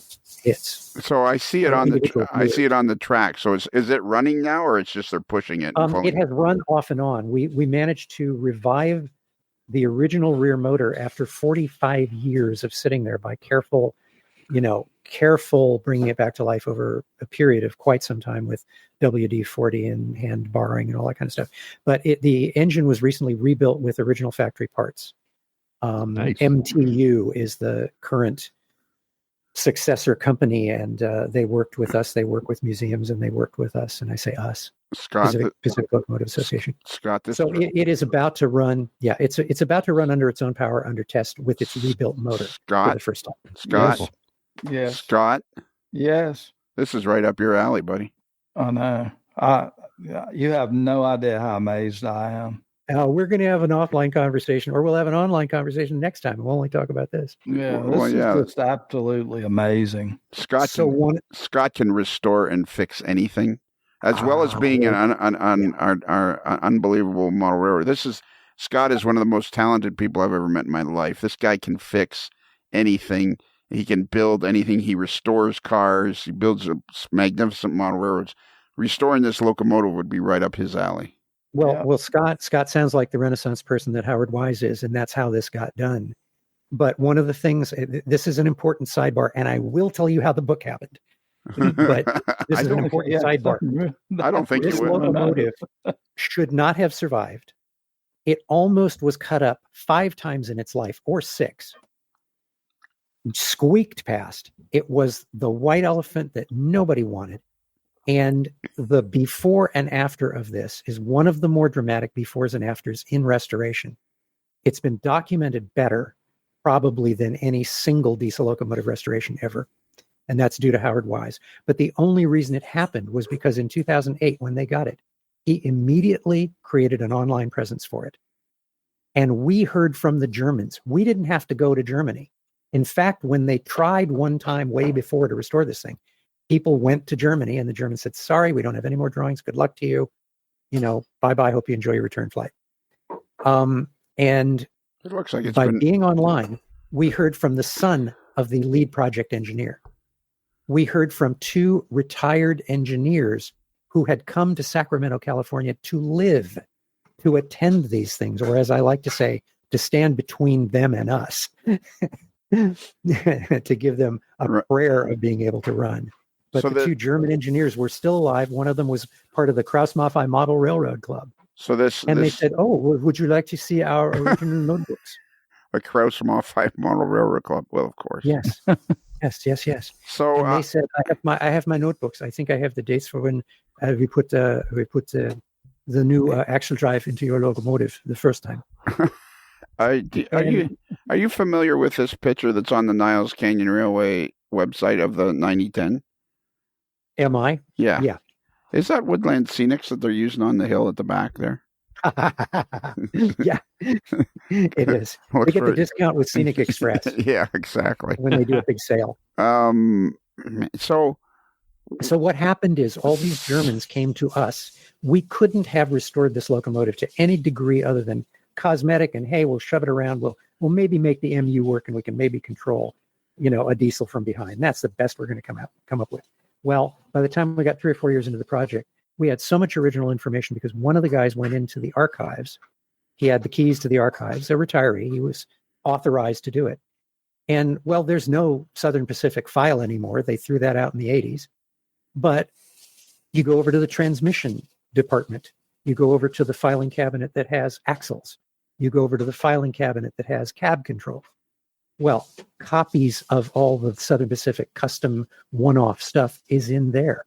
And so there was this treasure trove. It went from, we had 3 photographs in a book by Joe Strapak to we're drowning in information. And at a certain point when I'm helping work on the locomotive, because that's my principal thing that I'm doing now, is helping this group work on this locomotive, bringing my car restoration experience to that, right? I'm not model railroading that much. Sure. But we have this pile of information. And I said, well, somebody's got to write the story. Somebody has to write this book because this is what should be done. So I contacted the Southern Pacific Historical Technical Society. They said, well, we kind of remember you, and what's this book about? Because those things were failures, weren't they? and they said, well, okay, maybe. So I wrote a book, and the book is a beautiful full color, catalog of all of this material, because what had never happened in America, we had only gotten the American story. Those things were no good. They were too complicated. They were too delicate. They broke a lot and they failed. And that was the end story. Well, it's a much better story than that. And I wanted to write it from both sides of the ocean. So that's what I set out to do. And it actually is written to read. So unlike a lot of railroad books. I'm going to read. I'm going to complain. I'm going to complain about you now. Go ahead. You should have more of an online presence about all the stuff you've done. You're robbing the model railroad and rail fanning community by not having more of an online presence, because this is really fascinating. Because when I decided, when Blaine talked to me, and then I started searching Krause-Maffei and Robert Zink, and there's hardly anything on the internet about what you've done or this book. And it's like, you should have much more. You should have even your own Facebook page about all your adventures and travels, because people need to know this stuff. I appreciate that. And that could be an inspiration for me. I've been doing everything that I've been doing, and it's been fine. I write, I liberally contribute over long posts to a couple of Southern Pacific modeling sites. The Facebook page, I wouldn't say it's mine. There's another contributor who is a principal in the team that's restoring the locomotive. But I would say I started that Facebook page, and it is part of my contribution. I just don't put my name on it. What Facebook? Unless I'm actually physically doing something. What Facebook page is that? Particularly did. What Facebook page? The Southern Pacific 9010 Facebook page. Oh, okay. So that's me writing about that locomotive. The book is me with my name on it. And so I've done that. But I appreciate what you're saying, and I'm not trying to be stingy. I'm not. I know, but still, it's like I was talking to my friend, or a fellow named Tom Schmieder, about, he's building this fantastically about the Erie Lackawanna and all that in the East. And I say to everybody, if they don't have a Facebook page, you're robbing people of the opportunity to follow along. Because anybody I interview, and if it's about their layout or whatever, it's kind of like, we have this great opportunity to. I don't like to disappoint. It is a real sticking point with me. I like to over-deliver, but I don't like to under-deliver. And the problem is, if it's on my agenda and my calendar, then I can over-deliver. But we're going real deep into the psyche here. But if I'm going to set up an expectation, I want to be able to deliver. And my life goes in so many different directions at different times. And to have a responsibility to a Facebook page, a responsibility you don't post enough on your own personal page. Like, you've got a lot of interesting stuff. I don't. You don't. And you should, because people are interested. It'll inspire somebody to do something. That's what you don't realize. What I've been doing, I do. And what I've been doing is I've been working behind the scenes. And to me, it's about what satisfies me. And I appreciate that this is an age of information. So let's just put it this way. I love being invited to this podcast. If we do another one, then I'm doing that. Well, okay. Let me tell you something. My calendar is very, very full, and I'm not trying to be stingy. Right. I understand. I appreciate what you're saying, and I'm listening to it. And, I got a next chapter here in the post-pandemic world that could be wide open to what you're saying. So you, like you say, you like to do what pleases you. One of the things, I know you're not terribly familiar with the podcast, but one of the things you need to know about the podcast, it's really it's our mantra it's our mandate that we live by, and transparency is paramount to us. Transparency is absolutely paramount to us. Accuracy, not so much. We find it to be more of a hindrance than a help. And so, I mean, while you say it's all about you, really, it should be all about me. Whatever you're doing should be, what would Lionel like this? Would Lionel like that? So that might help you as you're going forward. Okay. Well, we all forget it. Know the room. The key in show business is read the room, right? Yeah. Read the room.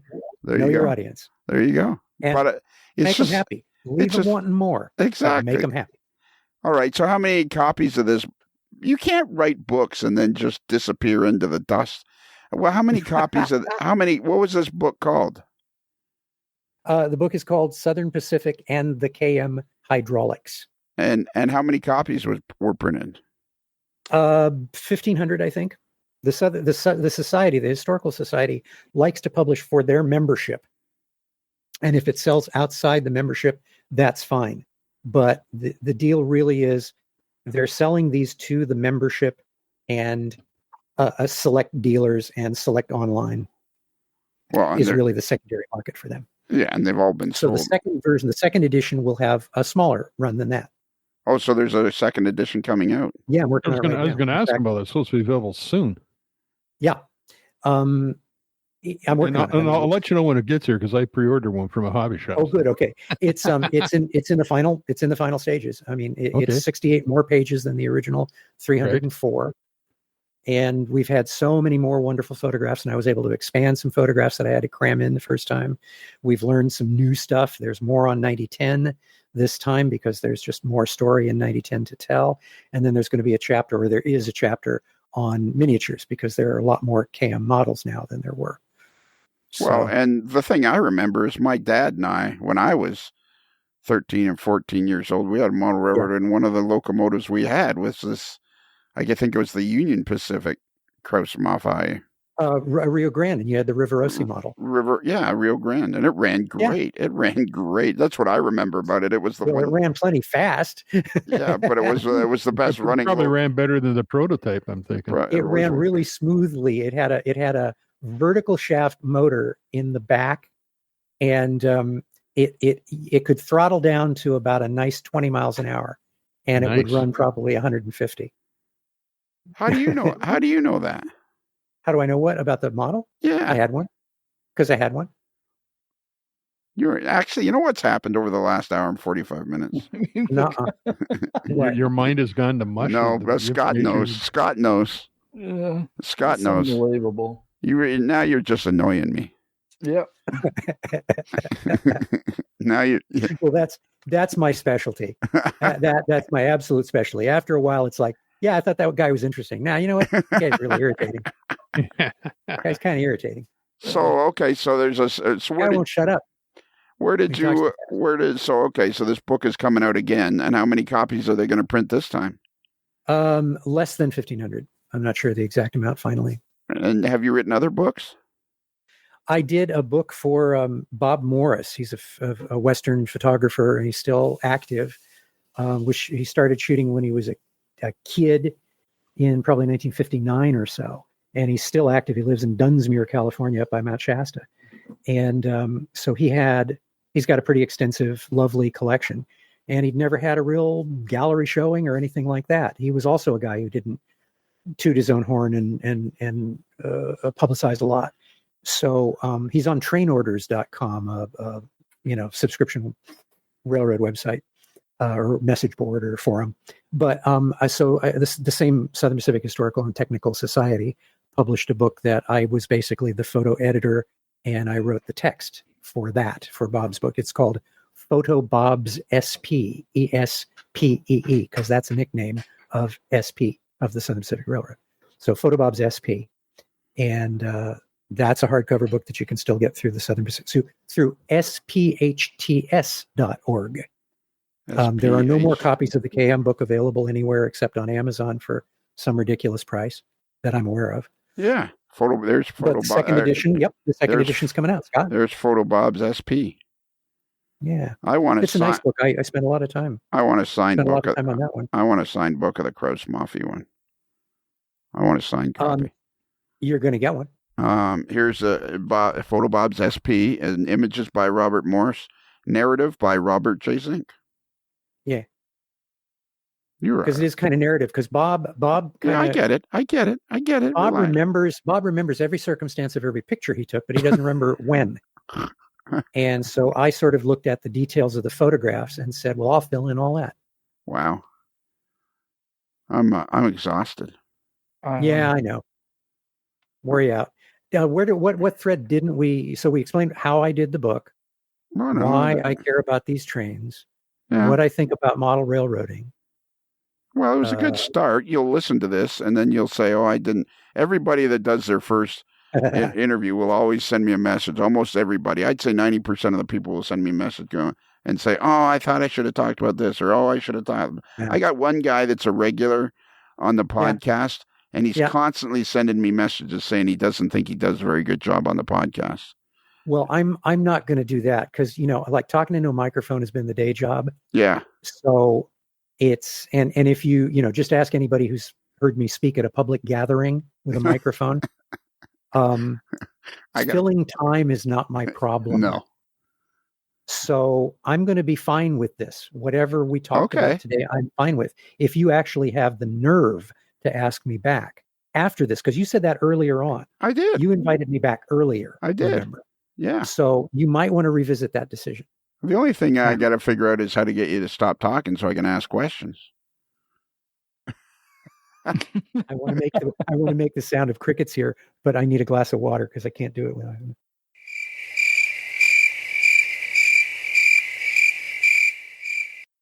All right. Well, we're all out of time. The network's we're out of time. We got to cut to break, but the network's is the band going to play us off? No, just be patient.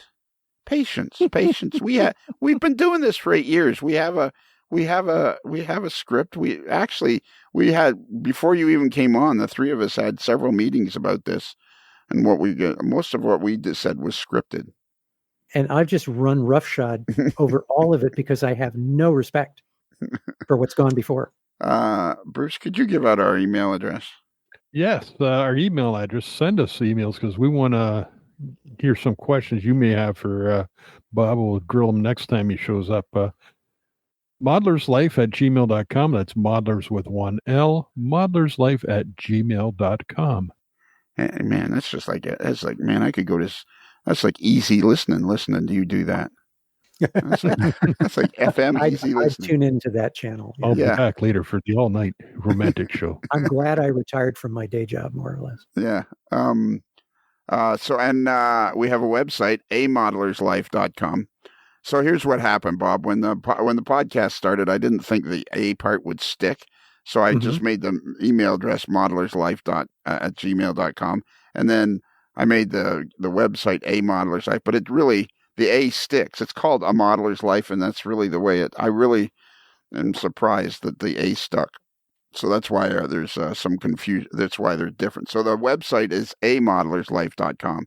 And if you go to that website, this, by the way, is on the free channel. We have 2 podcasts a week, one on the free channel and one on the, we have on Tuesdays is our paid version of the podcast. But all of our the show originally started, it was going to be 2 episodes a month. So this is an episode. This is like people that come on for the first time are on the episodes. So then we have the episode. So that's what this is. This will be like episode number 2005 or 205 or something like that. So this is an estimable body of work. Yeah, it is. And if you didn't catch the email address, if you just go to our website, amodelerslife.com, and scroll down there a little bit, you'll see a picture of the moderately agitated mail boy in a particularly agitated state. And if you just click on his picture, boom. Apparently, he finds that funny. Yeah. I'm laughing at him laughing. By the delivery. It was an amusing delivery. Oh, it wasn't trying to be. I was trying to be factual. But if you click on his picture, boom, the email comes up automatically with the address already filled in, and all you got to do is fill in the subject line and your text. And also, one of the other thing we want to tell you is, Bob, have you ever wanted a T-shirt with a hot dog on I'm out of anything like that. Well, we got good news for you. it? So if you go to Midwest Model Railroad, they're in Independence, Missouri, Midwest Model. That's what it's called, Midwest Model Railway. Okay. They're a hobby store, 15,000 square feet. It's like walking into a real life Walthers, and it's run by Stephen Atwell. I miss those. Yeah. What's that? I miss those. We don't have a local brick and mortar anymore. No, I want to interview what did you say his name was? The guy with the whistle stop, Fred Hill. Fred Hill. I got to interview. Oh, you Fred. do. Oh, yes, you do. I know. I've done it at Springfield briefly, but I've got to interview him on the actual podcast, along with 1,000 other people. And then you mentioned this guy, Robert Morris. Has anybody in this room other than Bob heard of Robert Morris? No. Exactly. That's my whole point. That's what's wrong with this hobby, rail fanning and model railroading. This is my statement, Bob. This is my statement. This hobby, which encompasses rail fanning, model railroading, whatever aspect of it, this hobby is way bigger than anybody realizes. And that's what the internet has done. It has made it apparent that this hobby is much bigger than anybody realizes. Agreed. So anyways, if you go to the Midwest Model Railroad website, which is midwestmodelrr.com, and you scroll all the way across to on their navigation bar and click on AML, boom, you are in a wonderland of AML merchandise, hats, hoodies, mugs, T-shirts, and there's a T-shirt in there with a hot dog on it. I'm looking for it. Attaboy. It's a must-have. I saw at Tomstock, I saw 2 or 3 of the... There's a couple of them there, yeah. Yeah, I saw 2 or 3 of those, but I also saw 2 or 3 of the shirts with Fred the Sock on the back. Yep. I thought they were very good. Well, I'm working on a T-shirt for the locomotive, which will eventually publicize on the Southern Pacific 9010 site that has a cross-section of the Maybach V16. And a little ghost there, a little ghost image. So that should be pretty awesome. Yeah, that'll be really good. You can do that as a hard copy as well, besides just a T-shirt. Huh. So I might not want a T-shirt, but I'd be interested in getting something they could put on the wall. That's a very good thought. Yeah, I get the occasional one. Yeah, if you do that, end up doing that, we'll need. We're a little lagging on merch. So well, if you end up doing that, we'll need a piece of it. Yeah. Okay. Because it was all right there. I got you back. Scratch back. Yeah, and we do have a lawyer. Yeah. Okay. We got 2 lawyers actually. Yeah, we actually a Tomstock. Oh yeah, that's good. Right. Because what I really want is more entanglement. Yeah. There you go. Exactly. Yeah. Now you're catching on. And if that doesn't work, we had the average Don who can have a chat with you. Yeah. I know that you've got your outro and you've got your outro script and all that stuff, but can I just say what a joy it was to get to do this with you? How touched and honored I am that you wanted to do that, and what a pleasure it was, Lionel, to meet you over in Keith's backyard. And I've been enjoying following you and your life, and I'm going to rectify the error of being underexposed to a modeler's life. Bob, I can't tell you how thrilled I am to make connection with you again.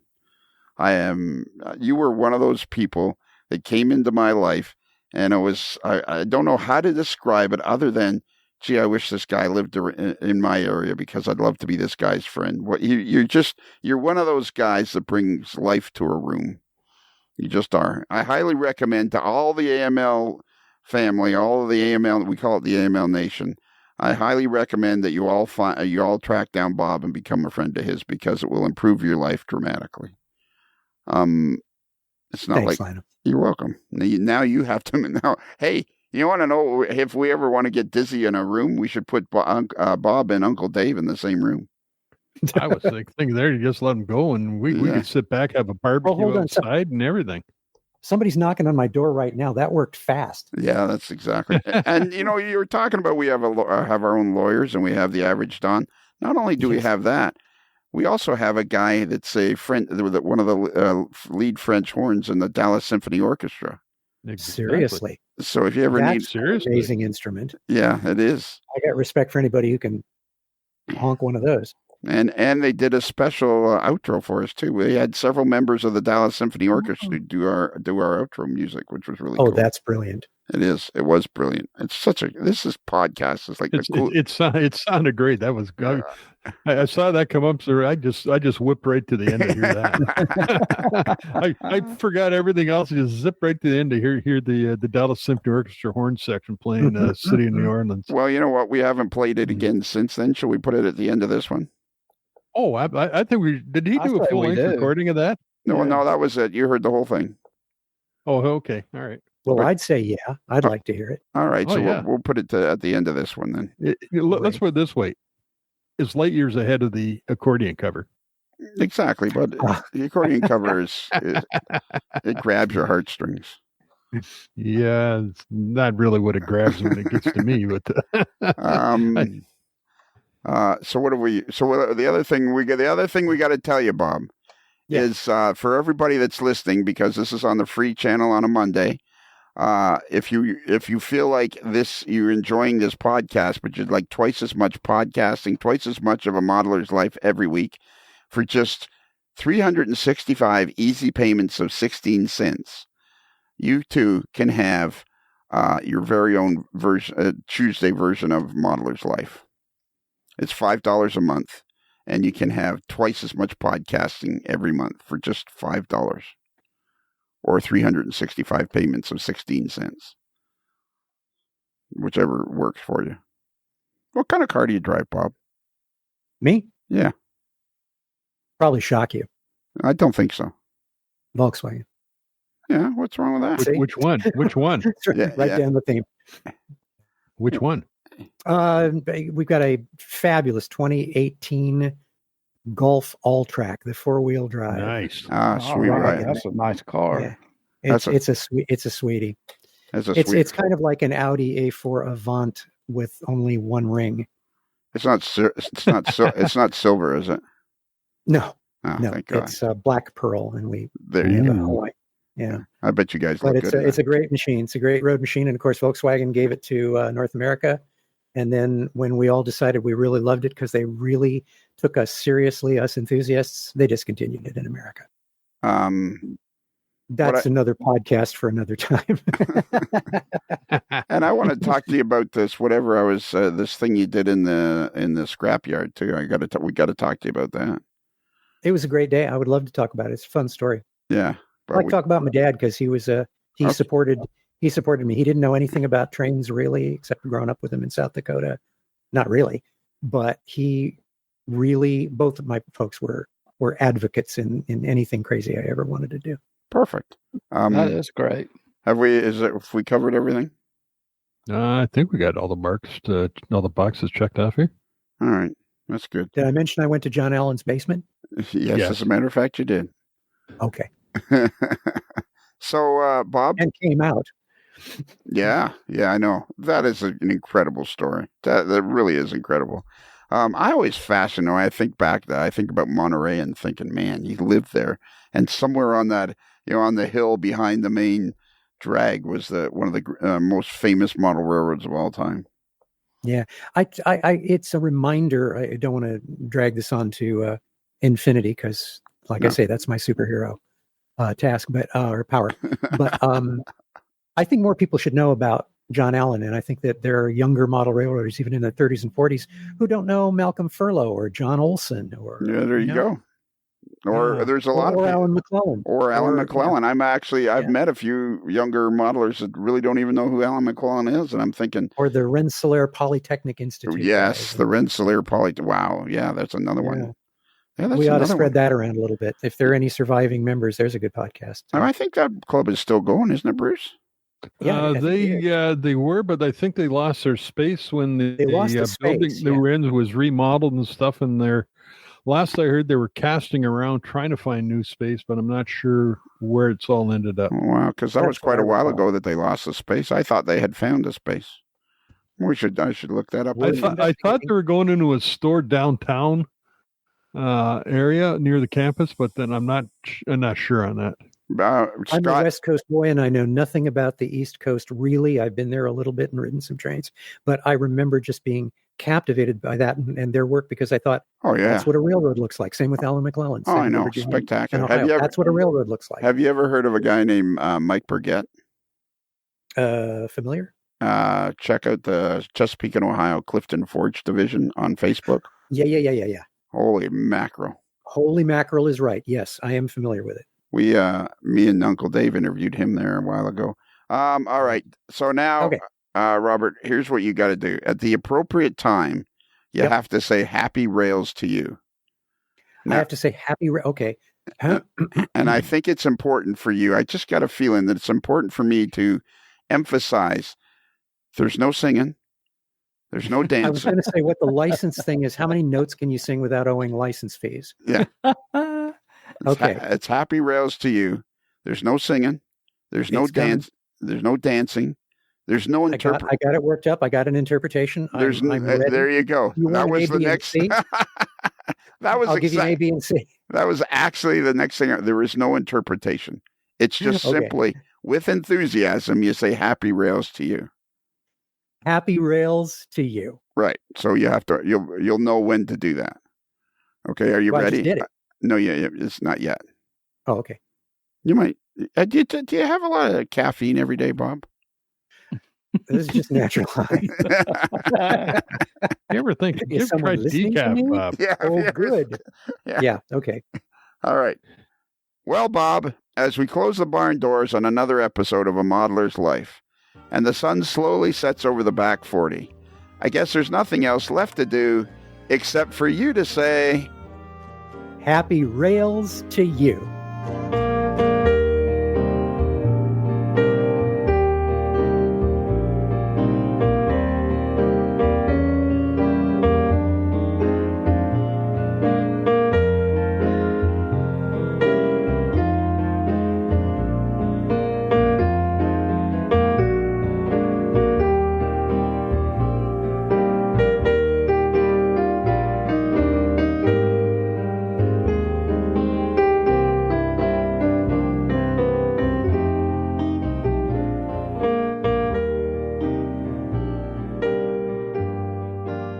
While in Busted Knuckle, guests of A Modeler's Life podcast stay at the Casa del Sol Motor Court and Inn, where late night dancing at the Rumba Room is a magical event to be experienced. It's another Lincoln Homer.